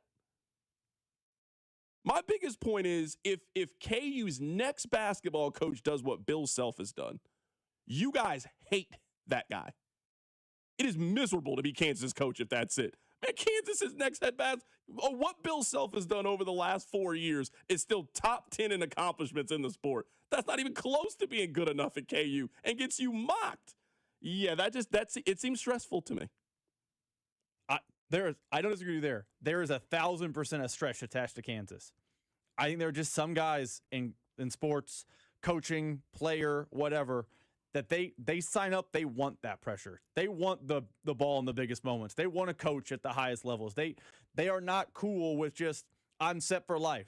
I also think, and not to get into the weeds of your analogy, I think the more we get to know Bruce Pearl, we realize he might have a lot more enemies in college sports than we thought. I mean, looking at it right here, we can use Tommy Lloyd at Arizona. The basketball coach at Arizona makes more than Kentucky's coach, makes more than North Carolina's coach. I'm in Arizona. The weather is beautiful. I'm the 9th highest paid coach, and I don't have nearly the stress and pressure of the expectations for the job that I have. I'm also at a school in which you can win a national championship. There's some schools that I think you leave because you can't win a national championship. I would argue that Lane Kiffin left Ole Miss. I don't know if you can win the national championship at Ole Miss. Now, Indiana might be the example, but we know you can win the national championship at LSU. We are 100% certain you can do it.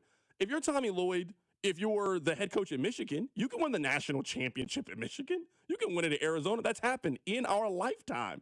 Those teams have won national championships and competed for national championships. So I certainly understand why Iowa State's coach would want to be Kansas's coach. I get it why Vanderbilt would want to be their coach. I don't know if I'm Arizona or Michigan's coach if I'm leaving to take the Kansas job. The question for those individual people will be, do you want to sign up for the highest stressors, or are you good being made for life where you're at? Tommy Lloyd was right next to Mark Few. Mark Few is basically set forever at Gonzaga. Or does he want, and I'm betting Mark Few had opportunities at bigger jobs. Does he want to be Mark Few? And it's a bad analogy because I think Arizona does a much better job than Gonzaga, but you get my point. You were at a non-blue blood forever. Or do you want to eventually take the jump up? Dusty May, do you want to be, Steve Fisher at Michigan? Or do you want to take the bump up? That's a question that individually you'll have to have answered by those candidates, but there are definitely people out there that signed up and are egotistical enough and are just competitive enough. Like Eric Bieniemy used to call Patrick Mahomes. There are those other people in coaching that just have a different level and they want the pressure. Is this fair to say? Because a lot of people are saying the CDOT, it's about being the best. If you do well at Kansas, you're cemented as one of the greats. Yes, the stress is high, but the payoff is literally great. If they end up hiring Jacques Vaughn, is it fair to say that I am right? That if they are going to do a national search and they are out turning over every rock and they end up hiring the person who has been sitting next to Bill Self for the last year or so, is it fair to say that they went out there and they interviewed or talked to a lot of these coaches and a lot of these coaches told Kansas no? Yes, I think that's fair because I think if Kansas could start being told no by these coaches, it will be very public. We found out, this is no shade toward K-State. We found out the Utah State coach said no to K-State. You think we won't get a news story that Michigan's coach turned down Kansas? Those are just bigger brands. We found out, like I said, the Utah State Aggies coach, there was reports he's saying no to K-State to take the Cincinnati job. Mm-hmm. If that news story exists, there is no way that Jeff Goodman, Rob Doster, whomever aren't going to break that Tommy Lloyd at Arizona said no to Kansas. That story just comes out as part of that. But if Tommy Lloyd doesn't take the job, he said no. Oh, if he gets a raise, he said no then. I'm just saying is if you are Kansas, and when we're playing we don't know if you leave. If Bill Self leaves, if you are the athletic director of Kansas, you have put in the call to Tommy Lloyd and his agent to find out 100%. If he's interested in the job or not. And if he does not take the job, he said no. He said no. He might not publicly come out and say, no, I didn't take the job. But the same way that we saw in college football, when they went to Matt Rule about, we all knew that Matt Rule had a chance to be Penn State's coach, and then they announced that he signs an extension at Nebraska. He said no to Penn State. I'm staying here. That is saying no to Kansas if you sign an extension at Arizona. That is signing a no at if you sign an extension in Michigan. You said no to Kansas. Exactly. We're saying the same thing. I was just saying it's either he doesn't take the job, or in the midst of the process, like let's say Bill Self retires and then you get a news alert that Dusty May's got a massive extension and a bigger buyout. That's him saying no to Kansas by leveraging it for a larger payday where he's at. Yes, we agree. If they get an extension or say no somewhere along the process, I agree. That is maybe a feather in your cap, to your point. What do you think happens? Let's say 10 days from now. Put on your KU goggles, crystal ball. What do you think happens? I think Bill Self is going to announce at some point in the next 72 hours that he's stepping down. I actually think it's going to be after the weekend of college basketball, but I do believe he's going to announce he's stepping down, take a whole week with his family, I think in 10 days, Dusty May's the coach of the Kansas Jayhawks. Interesting. I think there's a press conference. I think we have cuts. I think it's Dusty May's now trying to, hold the recruiting class together. All those things. But I think Dusty May is the next coach of Kansas. Well, I'm here telling you that Dusty May, he is in line for a significant raise. No matter what. Yeah, I mean, if you're going off of 2025, I don't have they haven't put out the one for 2026. I mean, Dusty May was the 32nd highest paid coach in college basketball last year. He made $3.6 million. Bill Self is the highest paid coach in college basketball. He made $8.8 million last year. Now, I don't think they're giving this next coach whatever Bill's contract is. But yeah, no, Dusty May, he is going to take a substantial pay raise after the success that he has had so far at Michigan. We'll see if he can have even more success as they have advanced in the NCAA tournament. Coming up on the other side, I got a Chiefs take and a Royals take. That is all in one. I'll tell you what it is. Keep it right here. It's The Drive. The Drive with Carrington Harrison on Kansas City's only FM sports station, 96.5 The Fan. Well, it's Carrington Harrison from The Drive here. Let me ask you a couple of questions. Do you have poor sleep? What about low energy? How about brain fog, a reduced sex drive, weight gain, and workouts that just don't deliver like they used to? Well, the problem could be low testosterone. And the truth is, those testosterone levels can start declining as early as your 30s, 2 or 3% every single year. And before you know it, you just don't feel like the same man you did back in the day. Well, you don't have to accept this as just aging. Heartland Men's Health specializes in customized testosterone therapy and targeted body composition plans. You might think you have low T. Well, pick up the phone and call this number, 844-447-6600, or check out the website and take this simple 10-question quiz. Visit heartlandmenshealth.com. Your initial visit is just $100, includes a medical consultation, a PSA test, and lab results in about 30 minutes, and your treatment can start that day. 3 locations, Overland Park, Independence, North Kansas City. There's no need to wait. Go stop by and see my friends over at Heartland Men's Health. Featured therapies are compounded and have not been evaluated nor approved by the FDA. Provider prescription required. See website for details. Carpal tunnel syndrome, heart failure that doesn't improve with common medicines.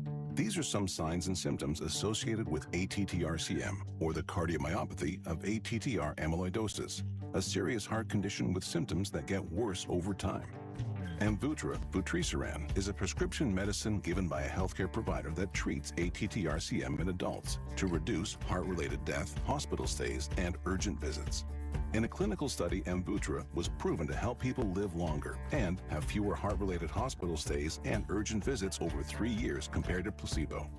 Amvuttra lowers the amount of vitamin A in your blood, which can affect vision. Other side effects include pain in the arms or legs, pain in the joints, and shortness of breath. These are not all the possible side effects of Amvuttra.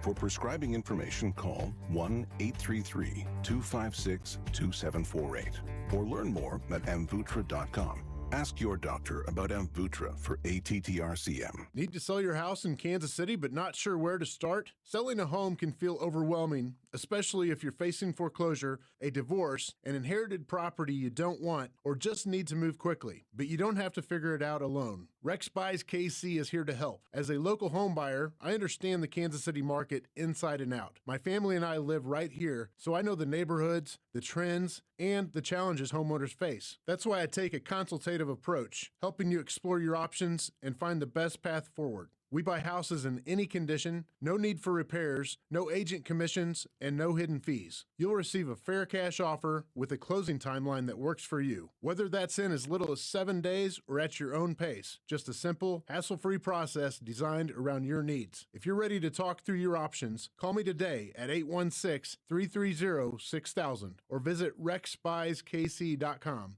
Let's find the right solution for you. Rex Buys KC. Local, fair, and focused on you. I'm Bob Burke, founder and chairman of Burke America Parts Group, a family of brands that includes RepairClinic.com, an appliance and HVAC parts solution company that's grown into an international brand. Before AmericanEagle.com, we partially launched a new technology platform developed by another firm.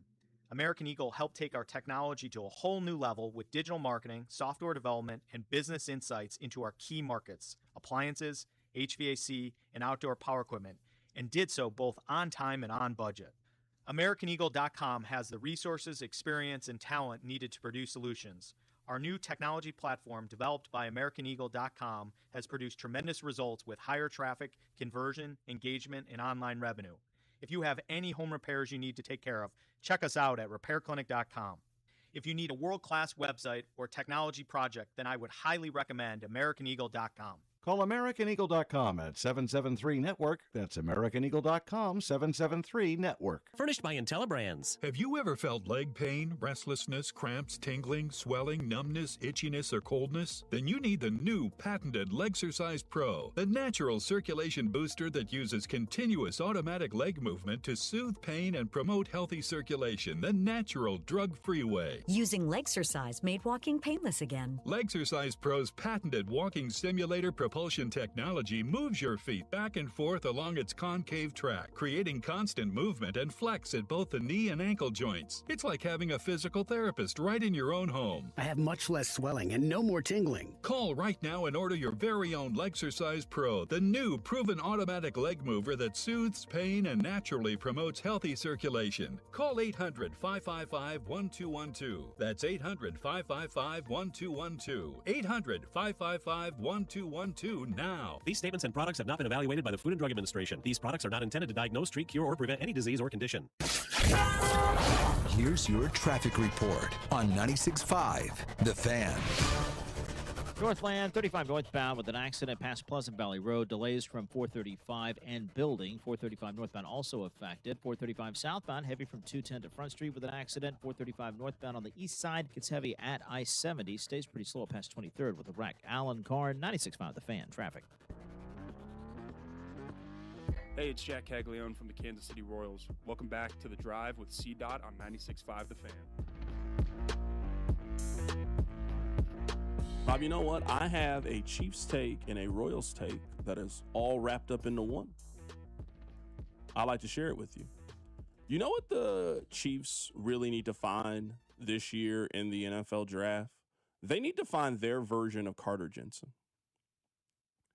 Tomorrow, if Salvador Perez said, "This is my last season playing for the Kansas City Royals. I have done everything humanly possible on a baseball field, and I want to enjoy this last year. I want to have my farewell tour, and I want to enjoy one last season with you guys."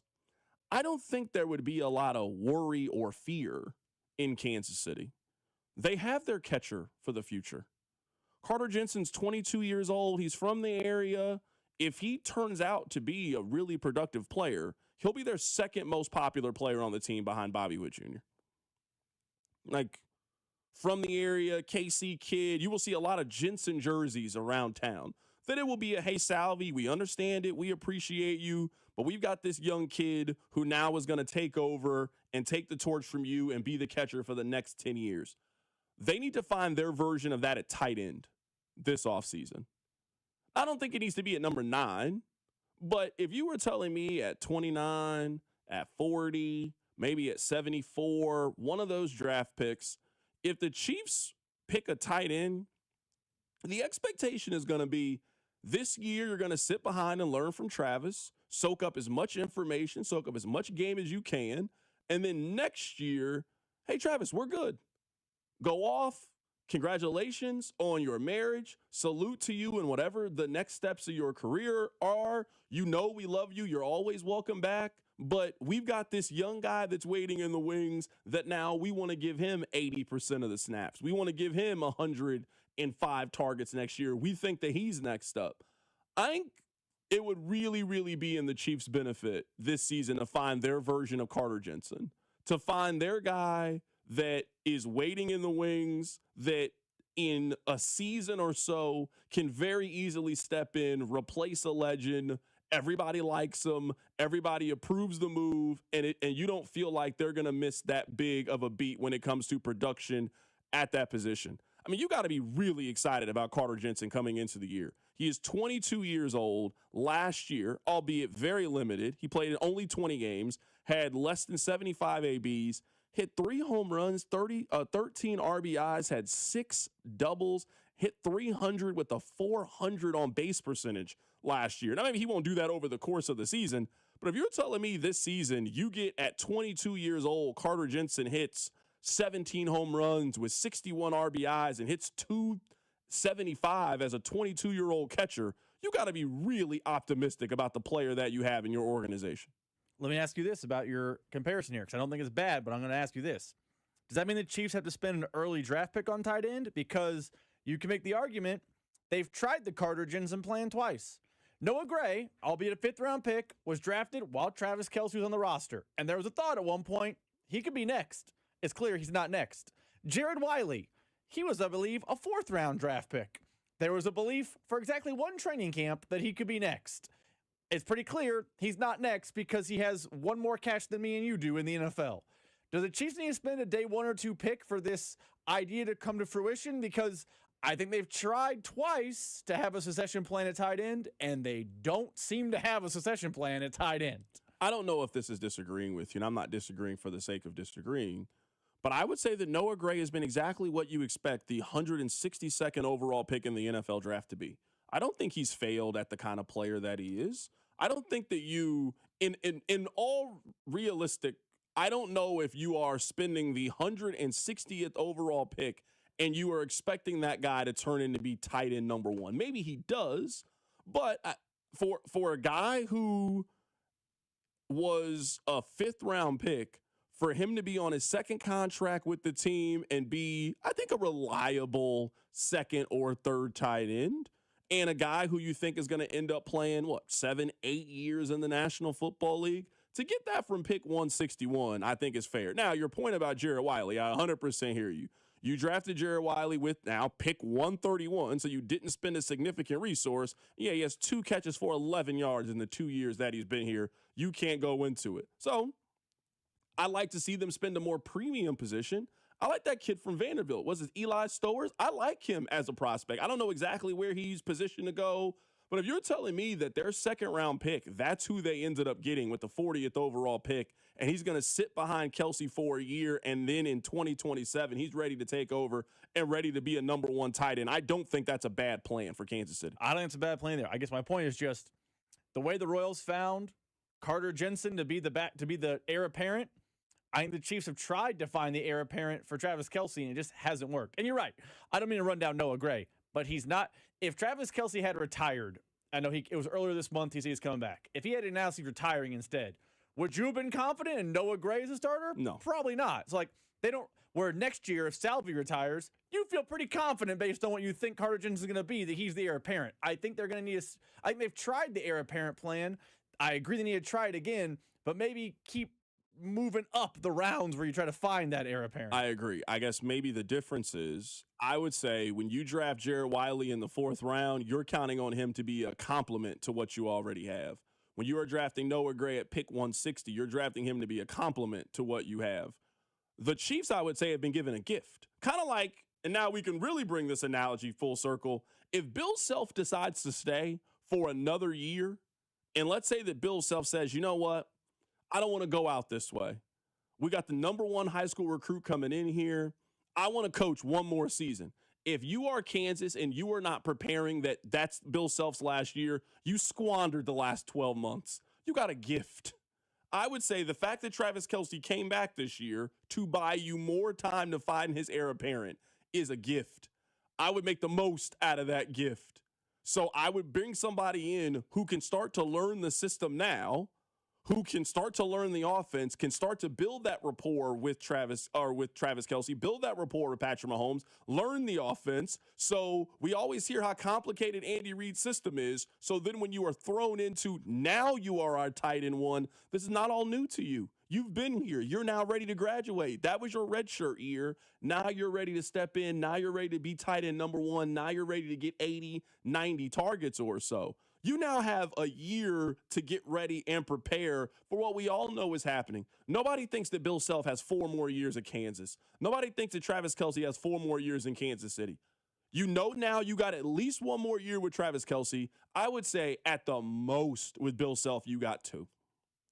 I think he's going to retire, but if Bill comes back this year, I mean, it's not the biggest surprise in the world. For those of you that gamble, I would say right now, just based off everything that we have heard, I would say it's minus 200 for Bill Self to retire. I would say it's plus 165 for him to come back. So it's not some super long shot if he decides to come back. But if you hit the plus 165, I would say every year that he comes back, you are on borrowed time. He's a 60-something-year-old man. His heart ain't getting no better. So I would just plan and prepare for, hey, we could maybe not have our coach. So either you think you have that coach in waiting and you start to give that person more responsibility so they are ready to take over when Bill's there, or you got a real solid idea of, all right, when Bill makes this announcement, we're going to go after these 3 individuals. This is our group, and these are the people we want to bring in. That's how I would handle it in Kansas City. That's how I would handle it if I'm Kansas too, if Bill decides to come back. Coming up at the top of the hour, we'll talk a little bit of baseball. Funny enough, the baseball season starts today on Netflix. We'll also talk about Kansas. Is Bill Self going to retire? Continues to be the major question. Keep it right here. It's The Drive. The Drive with Carrington Harrison on your home for Kansas City sports. 96.5, The Fan. Here's your traffic report on 96.5, The Fan. Northland, 35 northbound with an accident past Pleasant Valley Road. Delays from 435 and building. 435 northbound also affected. 435 southbound, heavy from 210 to Front Street with an accident. 435 northbound on the east side gets heavy at I-70. Stays pretty slow past 23rd with a wreck. Alan Carr, 96.5 The Fan. Traffic. The weather is changing, so that means spring is here and baseball season is right around the corner. FanDuel is letting you choose your own reward for opening week. Betting customizations that transform how you experience baseball. I can't remember the last time that optimism was this high heading into the baseball season, and you're not going to want to miss the action with America's #1 sportsbook app, FanDuel. Make your choice, and the reward will be ready on your next MLB bet. FanDuel is the home for home runs, exciting plays, and now that you can choose your own reward for opening week, baseball just got more exciting. The Royals are making the playoffs this year. You saw how they performed in the World Baseball Classic, so get in on the action early. Are you ready to play your game? Head to FanDuel.com/local to choose your reward for MLB's opening week.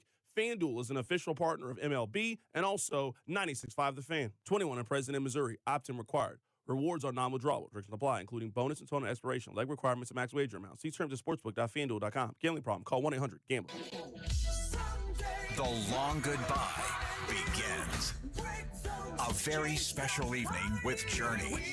Final Frontier Tour. March 26th, T-Mobile Center. The lights go down one final time. Tickets are on sale now at journeymusic.com. Journey. Final Frontier Tour. Rally House, shop every team in town. College and pro, come on, it's time to go. The season starts at Rally House. From jerseys and hats to tumblers for game day, it's where outrageous selection meets every fan's style. Kansas, Missouri, Kansas State, Chiefs and Royals make KC great. Rally House, Rally House. It's your city, it's your house, it's a Rally House. Level up your fandom in-store or online at rallyhouse.com. It's tournament time, and this March, Fanatic Sportsbook has 10 times the rewards. Starting round 1, we're giving you 10 profit boost every single tournament game day. That means first round, second round, round of 16, all the way down to the last 4 in the national championship. 10 chances every game day to level up your winnings. But that's not all. you'll earn up to 10% fan cash back on all your bets, which you can use on anything at Fanatics. We're talking team gear, tickets, collectibles, and a whole lot more. Plus, if you're new to Fanatics Sportsbook, you can get $200 instantly in fan cash when you bet $5. It's time to shoot your shot. The tournament hits different at Fanatics Sportsbook. Must be 21 plus. Gambling problem? Call 1-800-GAMBLER or 1-800-MY-RESET. CT call 888-789-7777. MA call 800-327-5050. NY call 877-8-HOPE-NY. MD visit mdgamblinghelp.org. Offer not available in all states. Terms apply. See Fanatics Sportsbook app. As the seasons change, it's time to prep your HVAC system with a $49 seasonal tune-up from Hamilton Plumbing, Heating, AC, and Rooter. A tune-up can help save money on your energy bill and help prevent expensive breakdowns. As your local home service experts, everything we do is backed by our exceptional service guarantee. Over 40 years experience and more than 8,000 five-star reviews adds up to dependable service from neighbors you trust. Visit callhamilton.com/radio for details, terms, and conditions. Hey guys, it's Rob Brennan from The Drive on 96.5 The Fan, and we're excited to announce the launch of Beyond the Pitch KC, a limited podcast series documenting the run-up to the upcoming World Cup with our friends over at 98.1 KMBZ. And I'm Scott Parks from Dana and Parks on KMBZ. Beyond the Pitch KC features the biggest names who helped make the World Cup in Kansas City possible. And there was a lot of work, plus the major storylines heading into this summer's tournament. This is so much more. This isn't just a podcast about soccer. No, you're right, Rob. It's a podcast about Kansas City, for Kansas City, telling the story of how our town is hosting the world's biggest sporting event. New episodes drop every Wednesday starting on March 4th, along with video clips that can be seen on 96.5 The Fan and KMBZ social channels. So make sure you subscribe. Download Beyond the Pitch KC with Rob Brennan and myself, Scott Parks, on the Odyssey app or wherever you get your podcasts. Brought to you by Gravely Commercial Mowers. Gravely Mow the Difference sales have been on now through March 29th. Your reputation matters. That's why so many landscape professionals choose Gravely. You can save up to 20% on Gravely Commercial Mowers during the Gravely Mow the Distance sales event going on now through the 29th. Visit your local Gravely dealer today. Play ball! Cody and Gold will be live outside Gate D starting at 10 for the Royals home opener on Monday, March 30th, right here on your home for Royals baseball. 96.5 The Fan, KFMC FM and AM, HD1 and HD2 Kansas City, in Odyssey Sports Station.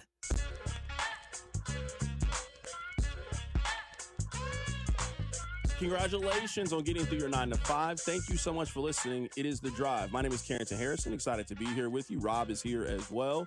I would say the top two stories right now in Kansas City are very simple. Number one, it is the uncertainty around Bill Self.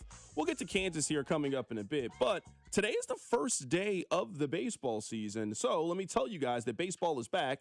MLB opening night is tonight. The Yankees are facing the San Francisco Giants. Yankees-Giants, that game will be live on Netflix starting at 7 o'clock. Where I'd like to begin the 5 o'clock hour is this. Can we just acknowledge that people outside of the 816-913-785-660, I think I had everybody's area code, people think the Royals are going to be good this year. That doesn't happen a whole lot if you cheer for the Royals. I think the Royals, their owner, I think their general manager, I think they deserve a lot of credit. I mean, this organization post the run, they were bad. I mean, the Royals went from, in 2017, winning 80 games to winning 58 games and 59 games the 2 seasons after that. So you go from being a very good product that you'll take your family to an 18 and 19, which couldn't have been worse for the Royals as an organization because it perfectly lines up with, while the Royals were the worst team in Major League Baseball, the Chiefs were the best team in the National Football League during that exact same stretch. The Royals then continued to be bad throughout the early part of the Chiefs' run. So 58 wins, 59 wins, the COVID year doesn't really count, but they weren't good in the COVID year. 74, 65, 56. Basically, the entire time that Patrick Mahomes has been a starting quarterback in the NFL, they have been terrible. 2024, they win 86 games. They went from a 56-win team to an 86-win game in one offseason, a 30-game improvement. Last year, they took a little bit of a step back. They won 82 games last year. if you were looking at the over-unders in Vegas, if you're looking at the projections, so you're looking at the baseball people who break down numbers and the Vegas people who certainly are breaking down numbers, the belief is that the Royals are going to be good and have a legitimate chance to make the playoffs. I've lived in Kansas City my entire life. There are not a lot of seasons that you go into it thinking, man, the Royals really got a chance to be good this year, and you can hold them to the expectation of a very simple pass or fail. I would say for one of the few times in my life, I would say the Chiefs and the Royals have almost the exact same expectations heading into the season. Now, obviously, I think the Chiefs have a higher ceiling than what the Royals could potentially be, but I don't think many people are going to be mad if the Chiefs bounce back and they are an 11-win football team that loses in the second round of the postseason. That'll be a good year for them. Hey, let's make some more moves. Let's get back, and let's get back to the Super Bowl. That will be the optimism that people will have about the Chiefs. What if I told you that is exactly how people feel about the Royals heading into this year? Where the same way that we agree with the Chiefs, it is a very simple, did you make or miss the playoffs? I don't care about any qualifiers. Missing the playoffs is embarrassing if you are the Chiefs. I would say missing the playoffs this year if you're the Royals is bad. And yes, things can happen. Bobby Witt could get injured. Things could happen for sure. But I've always felt like expectations with the Royals have always been very abstract. It's been, well, just be competitive to get us to training camp. Well, what does being competitive mean? Is that being in the race? Is that not being embarrassing? Well, I just want to see them develop the young guys. Well, what does that mean? What does developing the young guys mean? This is as straightforward of a baseball thing that I think you can have. Do the Royals make the playoffs or not? I don't think we really care how they make the playoffs. Do they make it as a wild card team? Do they win their division? I mean, are you really going to be mad if the Royals are the best wild card team? I won't be. If the Royals are hosting the wild card round, I'm not frustrated if that ends up being the case. I think the Royals are going into the season with very realistic expectations about what they can be. I made the analogy earlier. I think there's two steps you got to take as a franchise, and they are both equally as hard. It is going from where the Royals were to where they are now. They were awful. They won 65 games in 56 games. They then won 86 games. Making a 30-win improvement in a 9-10-month span is a tremendous accomplishment. Going from being a 56-win team to winning a wild card series is a tremendous accomplishment. Now comes the hard part. How do you go from being an 82-win team to being a 90-win team that wins its division and has a legitimate chance of going to the World Series? A legitimate chance. Why can't the Royals be the Mariners? Why can't the Royals be the Toronto Blue Jays this year? Why can't the Royals be one of those kind of teams? You have a superstar on your roster.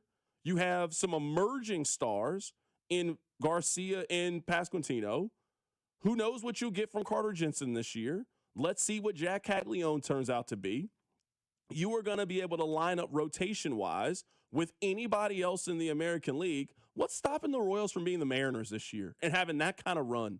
And having the same way that we talked about Kyle Rowley last year, and it was who are you going to vote for MVP? What's stopping Bobby Witt from having that exact same conversation this year? What's stopping Vinny Pasquantino this year with the fences in from hitting 40 home runs this year and being a certified all-star, and you feel like the Royals at 3, 4, 5 are as good as just about anybody, maybe outside of New York in the American League? I think almost anything is possible with the Royals from a positive aspect. There's not a whole lot of baseball season that we can go into a feeling that way. So if you're optimistic with the Royals, I'm telling you, it's good to feel that way. It's good to dream big. We haven't had a whole lot of opportunities as Kansas City residents to dream big about the baseball team. I think you can this year. I think they allowed us to do that with them having back-to-back winning seasons. I think they allowed us to do that with how they performed in the World Baseball Classic. They got a lot of 2013, 2014 early vibes where you had Hosmer and Moose and Kane and Escobar and Billy Butler and all of these guys all on the team at one time. And if everything can come together, then the Royals could do something really special this year, Rob. I think the Royals have a chance to do something special. I also think if you are a pessimist, which I am not, but let me just play devil's advocate. You saw them add one outfield piece, but it's not a power hitter, just an outfield piece, and strengthen the bullpen. And they were an 80-win team last year. Where's the optimism coming from? I think you're fair to have those questions too. I think what the Royals really need to do, and you mentioned 2014, 2015, what they really need to do is they need to come out of the gate hot. One of the things that really helped this team was that playoff year, 2024. They started really well. The city kind of was like, oh, look at this team. And there was some excitement building. You've built excitement, not through spring training, but through the World Baseball Classic. You have a chance to capture that buzz. But you know as well as I do, even 9-12, which is not that bad to start the season. That's just, floundering around. It's not a death sentence. It's not going to have Joe Fan fired up to see Bobby Witt. But if you go, 13-7, 14-6 to start the year, where, okay, hold on, there's something really special happening at Kauffman. I think you have a chance to turn the skeptics, change the criticism, and have a city go all out. So I agree. I'm excited for this team. It's pass, fail, playoffs or bust. But if you're a person saying, I don't think it's a playoff team, they haven't done enough, I don't think you're wrong. I think the Royals need to prove you wrong in the early going. And that way, by the 1st of May, Memorial Day, the city doesn't have skeptics. The city has believers. I think that's a fair point. Someone on the text line says, CDOT, they made 0 moves that would inspire the jump this season. I think they have a chance at being better by 3 things. I also believe, and maybe this is just hope, faith, I think if the Royals are in it, I think that John Sherman's going to do something. I think he'll do something. I don't know what that is because I don't know what their hole's going to be. But I think if the Royals legitimately have a chance, and let's say that the Royals heading into July are a game and a half back or up in the division, I think they end up making a move to address whatever issue it is, and they really try to make a run at it. I would say they could be helped by 3 things. I don't know if you can really be worse than Jack Kagleon was last year for them. I think it's really hard for him to be as bad as he was last year with the Royals. He hit 157 with a 237 on-base percentage and had a 295 slugging percentage. If he is just an adequate Major League Baseball player, that is a significant improvement for them. Depending on, he's going to start for them on opening day. They don't need him to be maybe the prospect that people thought he was going to hit the ground running. He was a negative for them last year. Just be a neutral for them last year. I think there's a lot of reasons to feel hopeful about Carter Jensen heading into this season with what you saw. Again, albeit very limited sample size last year. But, man, for a 21, 22-year-old to hit 300 in a very limited sample size, show you some extra base power the way that he did last year, I think there's reasons to feel kind of optimistic about Carter Jensen coming into this year. He also had, I would say, pretty decent plate discipline last year. Like, he really did. He had pretty good plate discipline last year for a guy that only played in 20 games. To give you an example, he had half the amount of walks that Jack Kagleon did, but played in a third of the games last year. So I think he showed great plate discipline, showed great power, showed an ability to hit for extra bases. I think there's reason to feel optimistic about him. And now, I don't know if you can predict this or not. It took Vinny Pasquantino about a month and a half to really get going. In March and April last year, Vinny Pasquantino had a 177 on base percentage with a 177 batting average, 242 on base percentage, and slugged 327. Now, from May to the end of the season, he started to figure things out and was more like normal. If this team, to what you just said, Rob, can hit the ground running from the very, very beginning and get out to a little bit of a lead and really start to inspire some confidence, I think you will see the city respond accordingly, and you will start to see people going out there in numbers and wanting to see this team. I think that the city is looking for reasons to support this team. I think they got a lot of really likable characters on their team. It does feel a lot like 2014. They got that team was fun. They had a lot of personality. I think this team has a lot of personality. And if they can get going early and give you a reason to buy in as the weather is starting to warm up, I think there's already just going to be a lot of buzz and energy in the summer anyway because of the World Cup. And people are going to want to be outside and people are going to want to do things. I think people are going to want to support the Royals if they become one of those stories in June and July. Now, I'm not talking out of both sides of his mouth here, but let me ask you another question before we get to KU. If the Royals, you mentioned 14, And the Royals obviously got real hot down the stretch in 14, but they weren't exactly world beaters in April. I believe they were 500. Someone on the text line says 14-12 in 14. If the Royals are 14-12 and the calendar's turning to May, do you think the city is believing, or do you think the city is mostly skeptics? On a scale of 1 to 10, 0 being all skeptics, 10 being all believers. If they start 14-12 and we have turned the calendar to May, it's beautiful weather, the draft is over, World Cup's a month away, the Royals are 14-12. What's fan sentiment of the team? Because you're right, there are more likable characters, there are higher expectations, they are in a winnable division, like they have a lot of things going for them, but if they're 500-ish, what does Joe Texter think about this ball club at the end of April? I think people are still optimistic about the Royals. I think people are still optimistic. I think it's a fair question, but I think people are still very optimistic. And if they are going into May, for example, I'm just looking at May. If they are going into May and when the weather is really starting to get warm and people and the kids are out of school, I mean, they start May with 4 games against the Guardians at home, 3 games against the Tigers, and they go on the road and play the White Sox. So if they're a 500 baseball team and you can really start to do some damage, yes, I think people will be bought in. I think people will be very excited about them if that ends up being the case. I really hope you're right. And I am possibly jaded, and I'm optimistic about the team, but I'm possibly jaded because in 24, the team started good, team made the playoffs, team won a playoff series, and it felt like doing the show with you. It was a constant barrage from the text line, which is not a monolith. But it was the overwhelming sentiment of it's going to fall apart, it's going to fall apart, it's going to fall apart. I'm curious if Royals fans have gotten over that it's going to fall apart energy and are willing to buy in, and if they are just 500 in April, if there will be a buy-in. It feels like Royals fans can't just be sold the Royals. They have to be sold the Royals and then some to get them all in. Rob, what if I told you this, and this has nothing to do with what we have been talking about, what if I told you that the most watched sporting event in the month of March was St. John's against Kansas? What if I told you that? Because that is the case. I actually knew that stat. Do you know that there's only 2 college football playoff games that outrated that? I did not know that. The Rose Bowl and the semifinal. Okay. I did not know that. I only bring that up because the World Baseball Classic happened. So more people watch St. John's in Kansas than watch the World Baseball Classic final between Venezuela and the United States. So if you're going off top 5 sporting events in March, obviously going to be a lot of college basketball. It was St. John's, Kansas. It was Venezuela at the United States in the World Baseball Classic. Kentucky, Iowa State, TCU, Duke, Louisville, Michigan State. Those were the top 5 sporting events in terms of viewership in the month of March. A lot of weekend college basketball games there, too. A whole lot of weekend. We talked about how much we love Thursday, Friday, but we had a Sunday St. John's. We had a Saturday Duke TCU on there. We had what was the other game? It was Michigan State. There was a lot of weekend basketball watched. No, for sure. It was a whole lot of weekend basketball for that to be the case.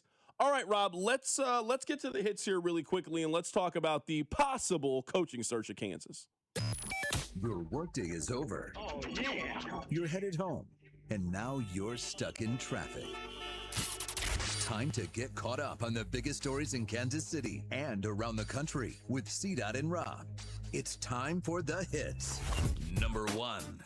Carrington, the hits are brought to you by the Salvation Army. Get your tickets today at kickhungerkc.com for the Salvation Army's Civic Lunch, which takes place on May 7th. All right, I want to play for you guys in the hits what Jeff Goodman had to say. He is one of the more plugged-in college basketball reporters. There was a lot of smoke, a lot of rumor, a lot of innuendo that today was going to be the day that we got Bill Self's decision and that Bill Self was stepping down. That ended up not being the case. Here's the reaction with Jeff Goodman. I talked to Bill Self briefly this morning, and he said no truth to the speculation that he's retiring today. But he didn't say he's not retiring. He did not say that. He said, I got to think about this. And we've talked about this for a while. You know, he's in his 60s. He's had health problems. You know, I don't know what he's going to do, but it wouldn't surprise me at all if he walks away with the myriad of heart issues that Bill Self has had. Mm-hmm. You know, is it worth it? Is it worth it at the end of the day? I know he doesn't want to go out this way. You know, with this team, with Darren Peterson not being the Darren Peterson we thought we'd see. I know he might have, you know, Stokes coming in, Tyron Stokes, the number 1 player in the country. Looks like he's going to commit to Kansas if Bill sticks around. But ultimately, I think it's more about health. So that was Jeff Goodman. I want to play one more cut for you guys. I believe that Bill Self is going to retire at some point here in the next handful of days. I haven't really heard anybody to really counter that point. Now, what I will say about this is a little bit different. Like, this isn't a basketball thing. Like, I think Jay Wright left because he didn't want to deal with what college basketball has turned into. I think you could also argue that same thing for Coach K. I don't really want to deal with this anymore. I'm a little bit older than what Bill is. He's closer to 70. I don't really want to do this anymore. I think the same thing for Nick Saban. I don't think that's what it is with Bill. I think Bill is still very much energized to do the job. Ultimately, I think the health is going to be the reason why, but that's not something that I can speculate on or you can speculate on. Like, only one person ultimately can end up answering that question for us when it comes to Bill. But everybody that seems to be around Kansas or cover the sport, they all seem to kind of be leaning in one direction, that they think this is potentially going to be the end. Now, the other question is, who is going to replace Bill if this decision happens? Here's what Jeff Goodman had to say. For a while, I thought it was a done deal. When they let Jock be the, basically the de facto interim coach when Bill would step away at any point over Jeremy Case, who had been there a while, I figured, it's going to be Jock Vaughn. That's why he was brought in, right? And if you're Jock Vaughn, you're only coming back, to be that next guy. However, a bunch of sources have told me they don't think that's the case. They think they would go out and look for a national search. And it could end up being Jock Vaughn still. But I think they would swing for the fences like Carolina's doing right now. And I think it would be a different group of names to some degree, because I think Kansas is different than North Carolina. I think Kansas could get away with hiring a Nate Oates. I think they could get away with hiring a Todd Golden. Those are guys. Now, again, are they going to pay the buyout? Probably not of Todd Golden. Oates drops down a little bit. And then you're going to have some of the same people in the mix. I'll play one more cut for you guys in relation to this, but I do think the list at Carolina is going to be a much different list than the one at Kansas. Just to give you an example, Kansas has had 8 head men's basketball coaches. North Carolina has had 19. This is going to be 20. Now, that's not like a super high number, but North Carolina has done this process. North Carolina has done this process 3 times. They've done this 3 times since Bill has been there. They've gone through this process. So I think it's a very, very different job. One thing did kind of, I don't know if it hit my ear funny is the right way of saying it, but we had Scott Pollard on the show earlier today, and he said that he doesn't even think Kansas would hire a candidate like Kelvin Sampson. Listen to this. There's only 5 or 6 programs. Kansas is one of those. And if you don't have a program, stop it. Stop it. Oh, yay, I'm happy for Houston. I got recruited by Kelvin Sampson. I love Kelvin Sampson. I think he's a hell of a coach. But can he be the next coach at Kansas? Absolutely not. Look at his history. Look where he's been.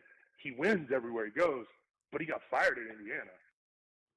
That was interesting to me. Now, Kelvin Sampson's also 70 years old. I don't think he's leaving the job. I took it more as just like the mindset behind it. So, Rob, when you mentioned somebody to me like Todd Golden, is Kansas hiring its next head coach and swinging for the fences on someone like Todd Golden, who has the suspicions, allegations, innuendo, whatever phrase you want to use around Todd Golden?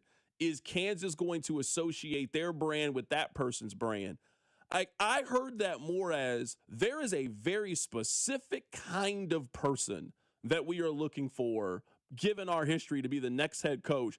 And I don't know who that person is. Obviously, Kansas has to answer who that is, but the bar for being the Kansas head men's basketball coach, I don't know if there is a higher bar that you need to clear in college athletics. It is interesting Scott Pollard said that. And I kind of feel the same, although I would tell you that what Kelvin Sampson did, like his cheating versus what Todd Golden is alleged to have done, are not one and the same. But I do think Kansas is looking for a guy with a near flawless resume that they can hand the keys to the program for not 5 years. Like St. John's hired Rick Pitino to be the guy for the next 5 years. That St. John's knows Rick Pitino's not a 10-year option. I think Kansas is looking for a 10, 15-year guy with a spotless resume, which, hey, sometimes you find that guy, like Bill Self. Sometimes it's difficult. I imagine Carolina thought they had found that guy a couple of times. They haven't. It is not there's no perfect science to it. But I do wonder if you're Travis Goff, are you saying no to a Nate Oates? Are you saying no to a Todd Golden as options if Bill Self retires because of their backgrounds and things that have happened while they are the head coach of the university they're at now? A lot of KU fans want Ben McCollum. I don't get that at all. That is crazy to me. I don't think that fans care about style of play the way that you and I would.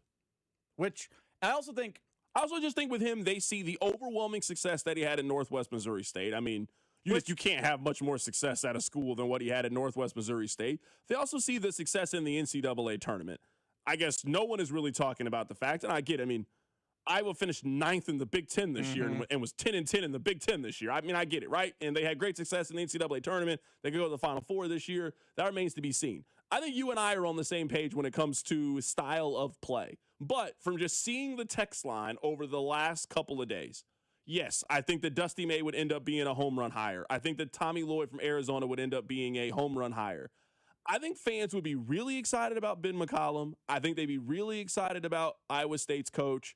I think they also be really excited about Fred Hoiberg. I think if I had to just, from the outside looking in, I had to make who I think the list is, if we're not including Jacques Vaughn as a coach in waiting, I think that is a KU fan's top 5 of who they want to be the next head coach of Kansas. And I wonder, and I'm not trying to ding Ben McCollum. I don't think he's a good basketball coach.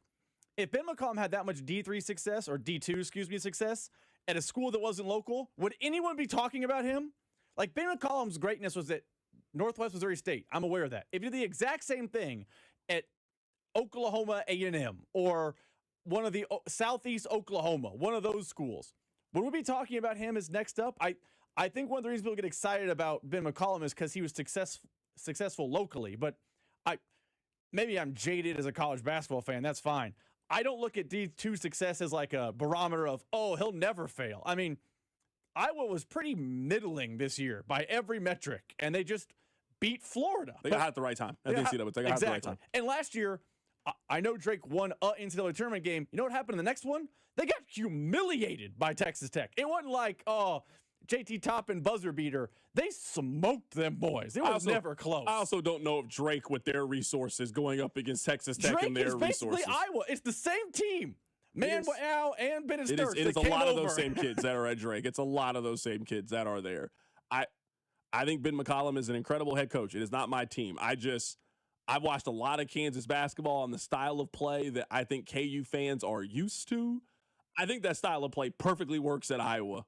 I don't know if you guys would find Kansas basketball super exciting with the style of play, but his name continues to come up. Go get Ben McCollum. He's a proven winner. I'm just telling you, based off what I've read these last couple of days, that's who I think the KU fan wish list is and their top 5. We'll keep talking about this coming up on the other side. Plus, I'm so disappointed in the NFL. I'll tell you why. Keep it right here, it's The Drive.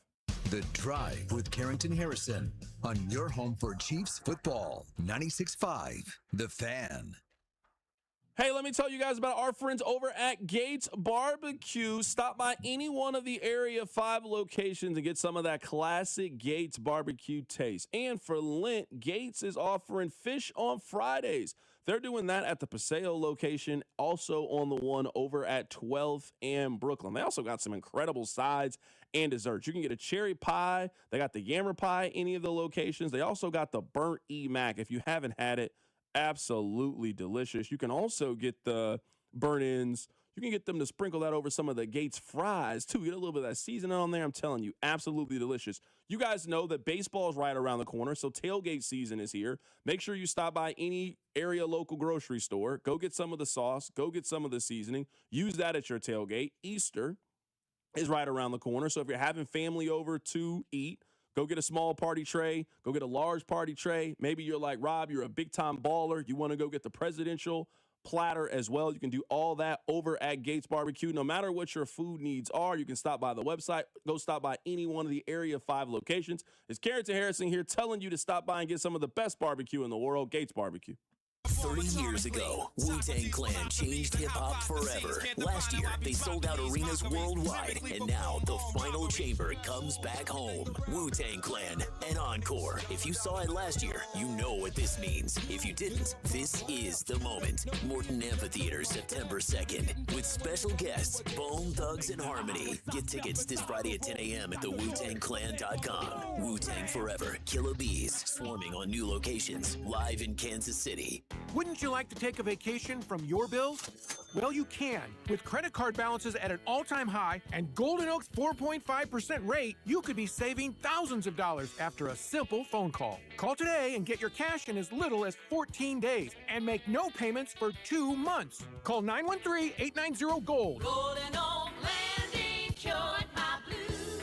5.442 APR, FHA 15-year, 20% equity, qualified credit, additional terms apply. NMLS 114937. Men, we all know how important sex is in a relationship, both for you and your partner. But erectile dysfunction ruins sex, which can often have serious impacts on your relationship as well. This is Jeff for Heartland Men's Health, and if ED is a problem in your life, you understand the impacts it has on you and the one you love. But I'm here to tell you that ED is a treatable condition, and almost without exception, you can have really good sex again. At Heartland Men's Health, we're experts in treating ED. We've treated tens of thousands of men with protocols that are effective in well over 90% of cases, which means if you're like most guys, good sex will be the norm. You could even last up to an hour or more and bring a level of intimacy for you and your partner that might just astound you both. It's time to have really good sex again, so call us. Just $99 gets you blood work, a medical consult, and if medically advised, a test dose. And if that test dose doesn't work in the office, your visit is free. Call 844-447-6600 or go to heartlandmenshealth.com. We have 3 offices, Overland Park, Independence, and North Kansas City. Feeling the heat? Don't sweat it. Turn to Comfort Systems Heating and Cooling.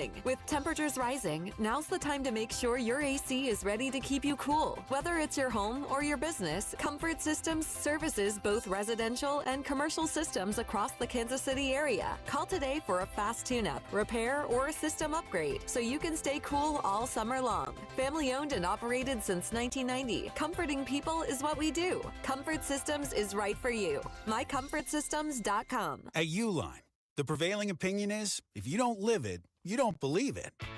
The people at Uline believe in hard work, and they live it by being there 24/7 to answer your call, having 41,000 items in stock, and offering same-day shipping from 12 locations across North America. Business owners, sellers, buyers, shippers, and packers believe it.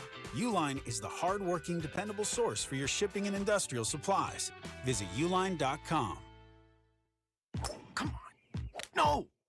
It's just a golf lesson, champ. Loosen up. I can't. See that Hyundai Santa Fe? Yeah. I only paid to Finish up on your own. I gotta run. Deal's so right, it almost feels wrong. The Hyundai Getaway Sales Event. Get 0% APR for 60 months, plus 0 payments for 90 days on the Hyundai Tucson, Tucson Hybrid, Santa Fe, or Santa Fe Hybrid. Now, during the Hyundai Getaway Sales Event. Hurry, offer ends March 31st. Call 562-314-4603 for details. Royals coverage brought to you by Metal by the Foot, your metal project superstore. Where can you find an extensive line of Blue Demon welding supplies, filler, rods, and wire? Metal by the Foot, located in Casey and Topeka. Online at metalbythefoot.com. When you need a piece of metal, remember, metal doesn't have to cost an arm or a leg, just the foot. Here's your traffic report on 96.5 The Fan. Some good news for 35. That wreck halfway down about Shawnee has been cleared, but the wreck coming out of downtown or right into downtown. 35 northbound past West Penway. 2 right lanes are blocked. Yes, southbound onlooker delay there as well. And then all the way down at 35 northbound at 435. You'll tap your brakes there from a 4-car crash. Blue Springs, that's a stall. 70 westbound past exit 24. A BB Crane. I'm Val with traffic on 96.5 The Fan. Welcome to your home for Royals baseball. 96.5 The Fan.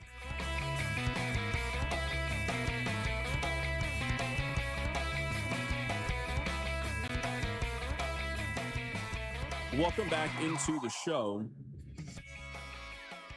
I'm a little frustrated with the NFL, and it's not even like a serious thing, but all season I heard the NFL complain about the tush push. The entire season. All they did was complain about the tush push. We can't officiate this play. It's so confusing. We need to get rid of it. That's all I heard was complaining about the tush push. Now, today, we find out from Adam Schefter, and I don't even know why this is not a bigger story. There will be no discussion about the tush push at next week's NFL owners meeting. The play will be back in 2026. You're telling me we did all of this complaining about the tush push, and not a single team is even going to bring it to the vote for the other teams to vote on? Well, then they know.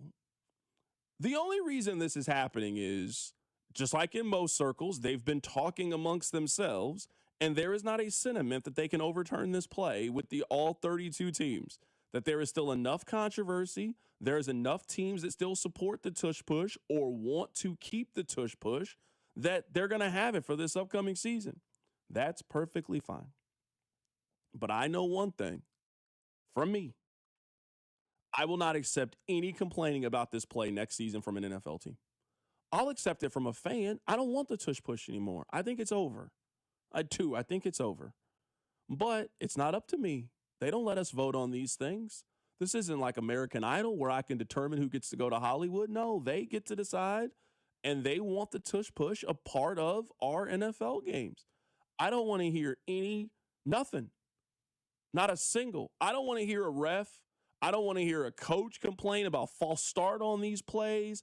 I don't want to hear about how they're lined up incorrectly on the tush push.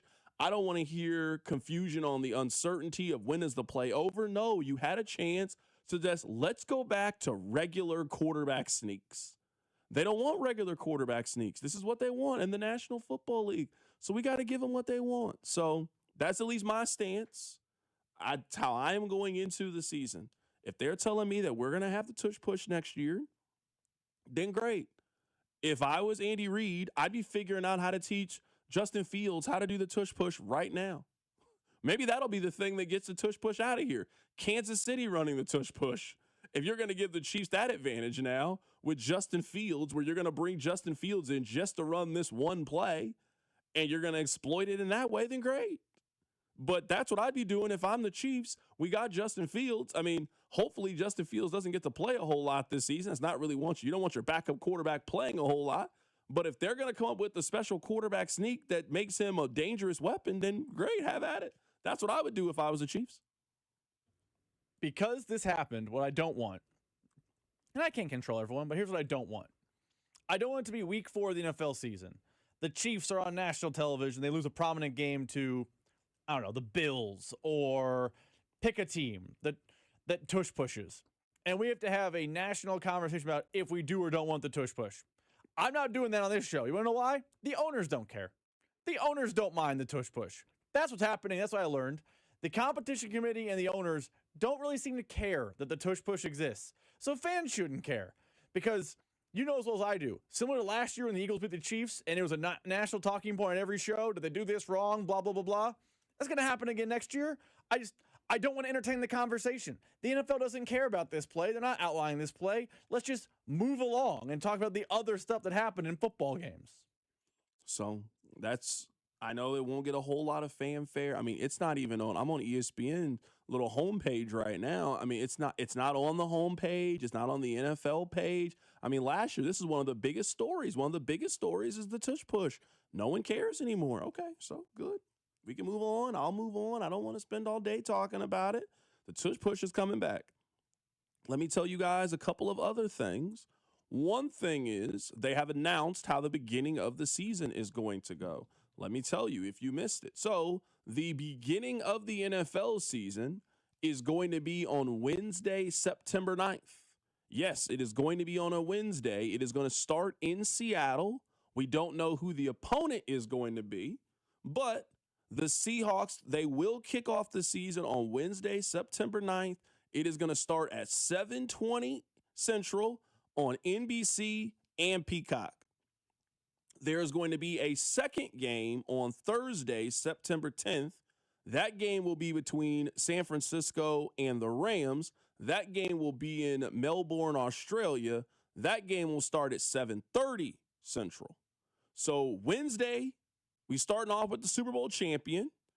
That Thursday, we're going to start with Niners and Rams. That game is going to be in Australia. Now, from a time standpoint, it will be nighttime here in the United States. But due to the time difference, Niners and Rams is going to kick off at 10:30 Friday in Australia. Yes, you heard that correctly. 10:30 in the morning on a Friday in Australia. That is where the Rams and the Niners, that is how they are going to be playing. So I'll tell you this, I'm real quick betting whoever they're playing as an opponent in week 2, both of them. Yeah. That's the fastest FanDuel bet you're going to see. Oh, Niners week 2, I don't care who they play. Fade the Niners. How much you want to bet? I'll bet you right now that one of the two teams between the Niners or the Rams got to play on the road in week 2 as well. I guarantee you they have to play on the road. But it's like the Cardinals or something. I don't care who it is. You want to talk about diabolical. We had to play Friday morning in Australia, and then in week 2, we had to play a road game. Oh, it's going to be so good. It's going to be so good. If the NFL puts either of them in a time zone other than the West, oh, they don't care. Like if it's, hey, the Rams open on the road in Australia in week 1. They got to go on the road and play the Giants. Yeah. That's where they got to go. Even if they're playing at Bears, you'd be like, what are you doing? That's where it's going to be. Rams are going to have to play in Australia, and then they have to go on the road to the Falcons in week 2. Oh, it's going to be so good. I can't wait. So let me tell you guys this and about baseball. Baseball is starting today on Netflix. A lot of Yankees fans are upset by this. These are all the different channels you will need to watch. If you want to watch every Yankees game this year, this is all the channels you will need. The Yes Network, Amazon Prime, Fox, ESPN, TNT, Apple TV, NBC, Netflix. Those are all the different networks that are going to showcase Yankees games this year. Now, I understand the era, the time that we live in, and I get it. Who was watching all 162 games? I completely understand. It blows my mind that Major League Baseball is so bad at television. It seems really hard to be as bad at television as Major League Baseball is. Starting your season on Wednesday on Netflix just doesn't have like a rhyme or reason to it. The NBA has a tradition of how they start their season. The NFL has a tradition for the most part, I guess they did before this year, on how they start their season. Starting the season with Yankees and Giants. We're not even starting with the team that won the World Series last year. We just picked two teams that, hey, this team's really popular. This team's really popular. They're in major markets. Hey, why don't they play each other? It blows my mind how the Major League Baseball just hasn't figured out this television thing like the other sports leagues that we follow. Keep it right here. It's The Drive. The Drive with Carrington Harrison and Rob Brenton. You losers! It's what you are! On your home for Kansas City sports. 96.5 The Fan. This baseball season, FanDuel is letting you choose your own reward for opening week. Betting customizations that transform how you experience the game. Make your choice, and the reward will be ready for you on your next MLB bet. FanDuel is the home of home runs. Now that you can choose your reward for opening week, baseball just got more exciting. For myself, personally, I'm looking at opening day. Cole Reagans is healthy, so I love a nice strikeout bet with Cole. And looking at the Royals' home opener, fences are in, the Twins have no pitching, and Jack Kagleon has a chance to grab the city. Give me an anytime home run for him on that day. So, ready to play your game? Head to FanDuel.com/local to choose your reward for MLB's opening week. FanDuel, an official partner of the MLB, and FanDuel Sportsbook is the official sportsbook of 96.5 The Fan. 21 and present in Missouri. Opt-in required. Rewards are non-withdrawable. Restrictions apply, including bonus and token expiration, leg requirements, and max wager amount. See terms at sportsbook.fanduel.com. Gambling problem? Call 1-800-GAMBLER. Ever notice how your floors still look dirty, even after you mop? Yeah, what's up with that? Swiffer Power Mop gives you a deeper clean you can actually see. I'm listening. Unlike string mops, Swiffer Power Mop absorbs more dirt and locks it away, even in those hard-to-reach spots. Like behind the toilet? Exactly. The new micro scrubbers deliver thousands of tiny deep cleaning actions, so your floors look, smell, and feel clean. Bye-bye, dirty floors. Hello, Swiffer Power Mop. Try the Swiffer Power Mop. Love it or your money back. Hop in a John Deere Gator XUV for a day's work. Let's see what's on the to-do list. There goes the tree. And the fence. Not a problem. Because you've got a cargo box filled with solutions. Up to 4,000 pounds of towing capacity. And you're ready to roll. The power's out! Here we go again. The Gator XUV. Built for every kind of workday. Learn more at johndeere.com/Gator XUV. Nothing runs like a deer. So, you're ready to propose, huh? Yeah, man. She's definitely the one. What are we thinking about the ring? I got my wife's at Hellsberg. I couldn't recommend a better jeweler. I could use some help with that. Man, go to Hellsberg. I had no idea how many details you need to consider. Did you know you can get a natural or lab-grown diamond? I didn't. Figure out what she wants. Trust me, they'll make it happen.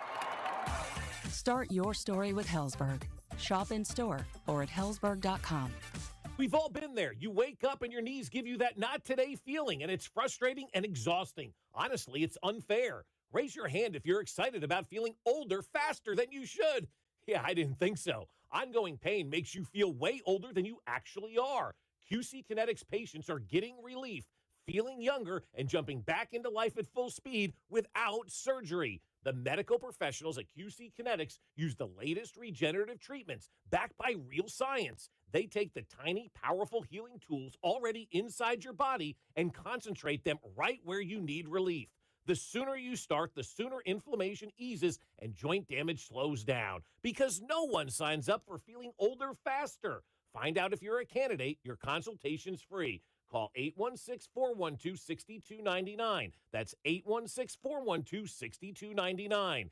QC Kinetics off 435 in State Line and in Gladstone. 816-412-6299. It all comes down to this, folks. Yep, the entire season is on the line.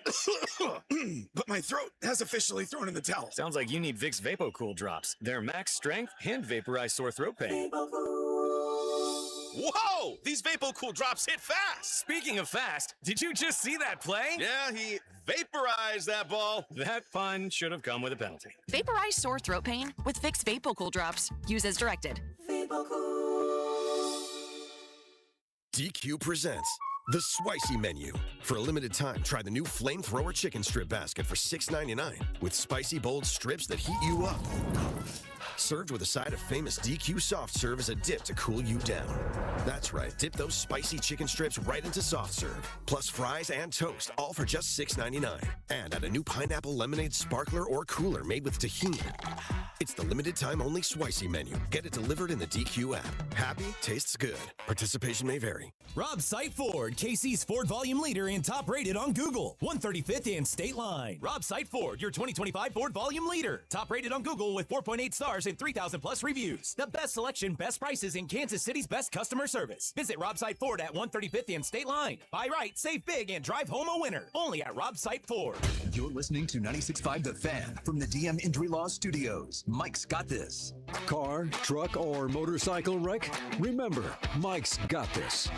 816-888-7500. Mike's got this. Here's your traffic report on 96.5 The Fan. 35 is no fun. We've got problems all the way up from North KC. 35 northbound at Parvin. Right lane is blocked. Got a stall 35 southbound past Paseo. Got a crash 35 northbound past West Penway. 2 right lanes are blocked. And down at Shawnee, a new stall. Right lane blocked. 35 southbound at 635. I'm Val with traffic on 96.5 The Fan. You're listening to The Drive with Carrington Harrison on 96.5 The Fan and the Odyssey app.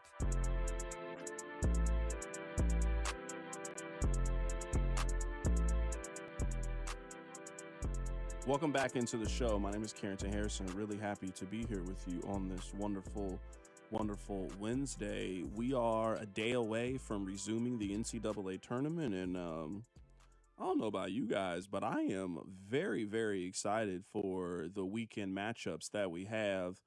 I mean, I don't think there's any chance that we get bad games on Sunday. Like, Rob, if you were looking at the schedule and what we have on Sunday, can you tell me a scenario in which you think on Sunday when you're sitting down and you're watching television, like you are unhappy with the games that we get? Let me pull it up here really quickly. Sorry about this. I'd be so scared to use ESPN just because I'm trying to think. I mean, of course, every time it happens. I can't avoid it this time in my life. These are the matchups we have on Friday. So I don't see any scenario on Sunday, regardless of what combination of 8 teams we get. So St. John's, Duke, Michigan State, and UConn, those 4 teams, one of those 4 teams will go to the Final Four. The other games on Friday night are Alabama, Michigan, Tennessee, Iowa State.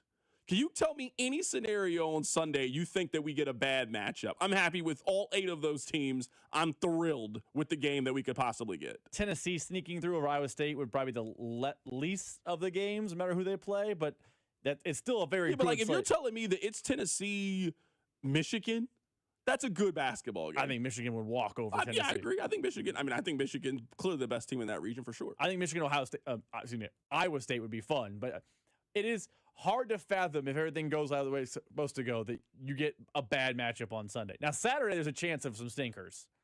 You think so? I guess Texas, you would consider Texas to be a stinker? If Texas sleeks through, that's a stinker. I've seen that Texas team a couple times. I know you don't care about this. Texas, Arkansas, just given their history, that would be actually fun. sound like it could be kind of fun. But you're right. If it's Arizona, Texas, it's like, what are we doing here? Yeah. What are we doing here? You're gonna watch Tommy Lloyd smoke Sean Miller, like just absolutely cook him. That's gonna be a clear take the other team. Now I'll give you this: Iowa, Nebraska, Illinois, Houston in that South region. I'm sorry, that sounds kind of fun to me. Now, Houston, Iowa, that game might be 57-55. that game's going to be terrible to watch. You think they're breaking 50 in that game? That game will be terrible. Oh, boy. Iowa, Nebraska, Illinois, Houston. Houston playing Iowa just sounds like it's going to be just, oh, my goodness. Both teams are shooting 23%. It's going to be terrible. It's not going to be an aesthetically a pleasing game. I think Nebraska's winning on Thursday night. I think Nebraska's going to win. I agree. I think Nebraska. I think you got Nebraska, Houston, and that's going to be the most hottest ticket of. It might be a hotter ticket than the Final Four. Yeah, I might end up doing another parlay for all 4 of the games. I would pick Purdue, Nebraska, all the favorites actually. I think all the favorites advance. Are you picking a dog? If I told you a dog wins, who's most likely? Arkansas. Of just all the games or just? Yeah, on Thursday. So Texas, Iowa, Arkansas, Illinois. Arkansas. One of those dogs wins. Arkansas is the most likely.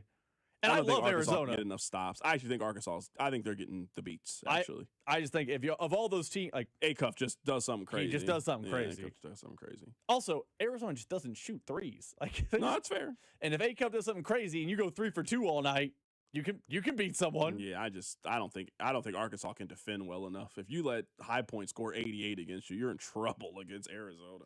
You're in serious trouble against them. Yeah, I think all the favorites are winning on Thursday night. Friday night, usually I don't watch who beats KU, but St. John's Duke on Friday night will be a lot of fun. I think I like all the favorites on Friday, too. I mean, I know obviously somebody's going to end up winning from the lower seeds. It's actually probably Michigan State, but. Yeah, probably. But yeah, I like all the favorites. I mean, that's just kind of how this tournament's been so far. It's all the favorites. I think we're going to get a lot of good games, but I do think the favorites are going to sneak through. I'm imagining a Houston-Iowa game back here, and it's just awful. That's a realistic game that we get. That's just an awful basketball I don't think game. I'm watching that one. I don't know if I'm watching just that so one. bad. I think I'm leaving that one alone. That's on Saturday. I'll find something. It's beautiful to do. outside too. Oh, yeah. You know what? I'll find something else to do. I think the Royals are at 6 that night. I'll watch the Royals. That's good. Yeah, game 2. Gotta lock in. Yeah, y'all got it, man. I can't do it. We'll start to talk a lot more baseball here over the course of the next couple of days. Lad's actually going to be in studio on Friday. He's coming back in town. What time? I haven't set up a time with him. I know I probably should have told you that. Telling you that now is terrible. But speaking of that, Joel Goldberg will be on the show tomorrow. Talk a little Royals baseball. Yeah, no, Lad, yes. You didn't tell me that. Look at that. We both are keeping things. Lad was like, I'm coming in studio. And I was like, all right, cool. Sounds great. I can't wait. Can't wait to see you. We're going to have a Braves person on the show to talk Royals and Braves. Great. Super. Someone said, CDOT, I picked Michigan State to win the whole thing. I'm not mad at that at all. I picked Arizona, but I'm not mad at Michigan State. I have 2 futures bets. I have an Arizona future and I have a UConn future, both on bonus bets. So I'm feeling great about where I am right now. In a good spot. I feel great. I feel good. I have 2 of the 16 teams left. to win this thing. So yeah, I'm gonna just let it ride until can't let it ride anymore. I need UConn to make the Final Four. If UConn makes the Final Four, I'm actually feeling great. I'm in the money if that ends up happening. All right, I am out of here. Take care of yourself. We'll catch you guys tomorrow. It's The Drive. The Drive with Carrington Harrison on your home for Royals baseball. 96.5, The Fan. Too many tools, too much stress, and way too many bills. Odoo